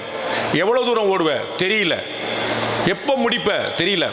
அப்ப நில்லு, திரும்பி பாரு அப்படின்னு. அப்ப விவேகானந்தர் அந்த குரலை கேட்டு நிற்கிறார். அந்த 100 குரங்களையும் தன்னுடைய தீட்சணியமான பார்வையில் பார்க்கிறார். அந்த குரங்கள் அப்படியே ஸ்தம்பிச்சு நின்றுச்சு. அவ்வளவுதான். துரத்திக்கிட்டே இருக்கிறாங்கன்னா ஓடிக்கிட்டே இருந்தாலும் துரத்துவாங்க. குட்ட குனியக்கூடாது. ஏன்? குனிய குட்டுவாங்க. அப்போ நாம் இந்த ரிவர்ஸ் சைடில் இல்லாமல், நம்ம யாரை பார்த்து பயப்படணும் இல்லாமல் நம்மளை பார்த்து அடுத்தவங்க பயப்படுற இடத்துக்கு போனால் போதும். திரும்ப சொல்லேன், நாம் வலுக்கட்டாயமாக எதையுமே செய்யக்கூடாது அப்படி நமக்கு ஒரு நாள் சொல்லி கொடுத்ததில்லை. எங்கேயாவது ஒரு கட்டாய மதமாற்றம் இந்துக்கள் பண்ணிட்டாங்கன்னு கேள்விப்பட்டிருக்கோமா? வரலாற்றிலே கிடையாது. இந்துக்கள் ஒரு இஸ்லாமிய சகோதரரையோ ஒரு கிறிஸ்துவ சகோதரரையோ கட்டாய மதமாற்றம் கிடையவே கிடையாது. அவர், நான் தான் சொன்னேன் உங்கள்கிட்ட, என்னுடைய கடையில் என்னென்ன பொருள் இருக்குங்கிற நான் டிஸ்பிளே பண்ணா போதும். இந்த மதத்தில் இருக்கக்கூடிய அற்புதமான விஷயங்கள் என்னென்ன நான் பட்டியல் போட்டா போதும், ஆட்டோமேட்டிக்காக வந்துருவான். நம்ம பயப்பட வேண்டியதில்லை. யாரை கண்டு. இந்தியா அணு ஆயுத நாடு. இந்த அணு ஆயுதம் கையில் வச்சிட உடனே, தயாரிச்ச உடனே இந்தியா சொன்ன முதல் வார்த்தை, நாங்கள் முதல் அணுகுண்டை போட மாட்டோம். இந்தியா இதுவரைக்கும் யாரையாவது ஆக்கிரமிச்சாங்கன்னு வரலாறு கிடையாது. பங்களாதேஷ்னு ஒரு நாடு உருவாக்கி கொடுத்துருக்கோம். அது ஏன் நாடுன்னு சேர்த்துக்கல. பாகிஸ்தான் இருந்து பங்களாதேஷ் உடையுது. அதை உடைச்சு கொடுத்து நம்மளோட சேர்த்துக்கலாம்ல. சைனா மாதிரி, திபெத்தை சேர்த்துக்கிட்ட மாதிரி, தைவானை சேர்க்க முயற்சி பண்ற மாதிரி நம்மளோட சேர்த்துக்கலாம்ல. சேர்க்கல. உன்னுடைய நாடு நீ வச்சுக்கோ. நம்மகிட்ட இருந்து பிரிஞ்சு வந்த அத்தனைக்கும். ஆனால் அவர்களுக்கு ஒரு தனி நாடு உருவாக்கி கொடுத்தோமே தவிர அவர்களை நாம் ஆக்கிரமிக்கவில்லை. நம்முடைய மதம், நம்முடைய நாடு ஆக்கிரமிப்பை நம்புவதில்லை. அதே சமயம் நாம யாருங்கிறத உலக காட்டிட்டே இருப்போம். அதுல குழப்பம் இல்லை. அந்த தீட்சண்யமான பார்வை தான் இன்னைக்கு சுதந்திர தினத்தை அன்னைக்கு பாரத பிரதமர் நரேந்திர மோடி அவர்கள் டெல்லியில் பேசியிருக்கிறார். ஒட்டுமொத்த உலகத்துக்கும் வைய தலைமைகள்னு பாரதி சொன்ன வார்த்தைக்கான அடையாளமாக இந்தியா, இந்த மதம் ஒட்டுமொத்த உலகத்துக்குமான அடையாளமாக மாறப்போகிறது. மீண்டும் ஒரு முறை, ஏற்கனவே அப்படிதான் இருந்துச்சு, மீண்டும் ஒரு முறை நடக்கத்தான் போகுது. நன்றி. அழகான கருத்து வீச்சாலே நம்ம எல்லாரையுமே உத்வேகப்படுத்தி இருக்கிறார்கள் திரு பாண்டே அவர்கள். அண்ணன் அவர்களுக்காக ஒரு சின்ன தகவல். இன்று காலையில் பேசிய பேராசிரியர் ராம ஸ்ரீனிவாசன் அவர்கள் கூட நீங்கள் சொன்ன அதே கருத்தை ஒட்டி ஒன்று சொன்னார்கள். என்று ஹிந்து ஓட்டு வங்கி என்று ஒன்று உருவாகிறதோ அன்று திராவிட கழக தலைவர்கள் பழனிக்கு காவடி எடுப்பார்கள் என்று உங்களுடைய கருத்தையே ஆமோதித்து பேராசிரியர் அவர்களும் சொன்னார்கள். திரு ரங்கராஜ் பாண்டே அவர்களை கௌரவிப்பதற்காக திரு ஹரிஹரன் அவர்களை மேடைக்கு அழைக்கிறேன். திரு ஹரிஹரன் அவர்கள் இப்பொழுது திரு ரங்கராஜ் பாண்டே அவர்களை கௌரவிப்பார்கள்.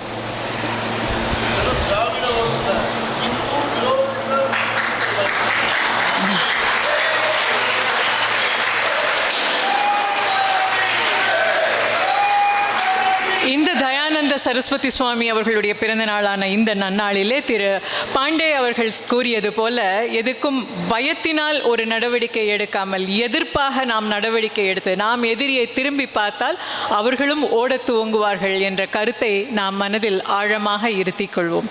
நன்றி திரு பாண்டே அவர்களே.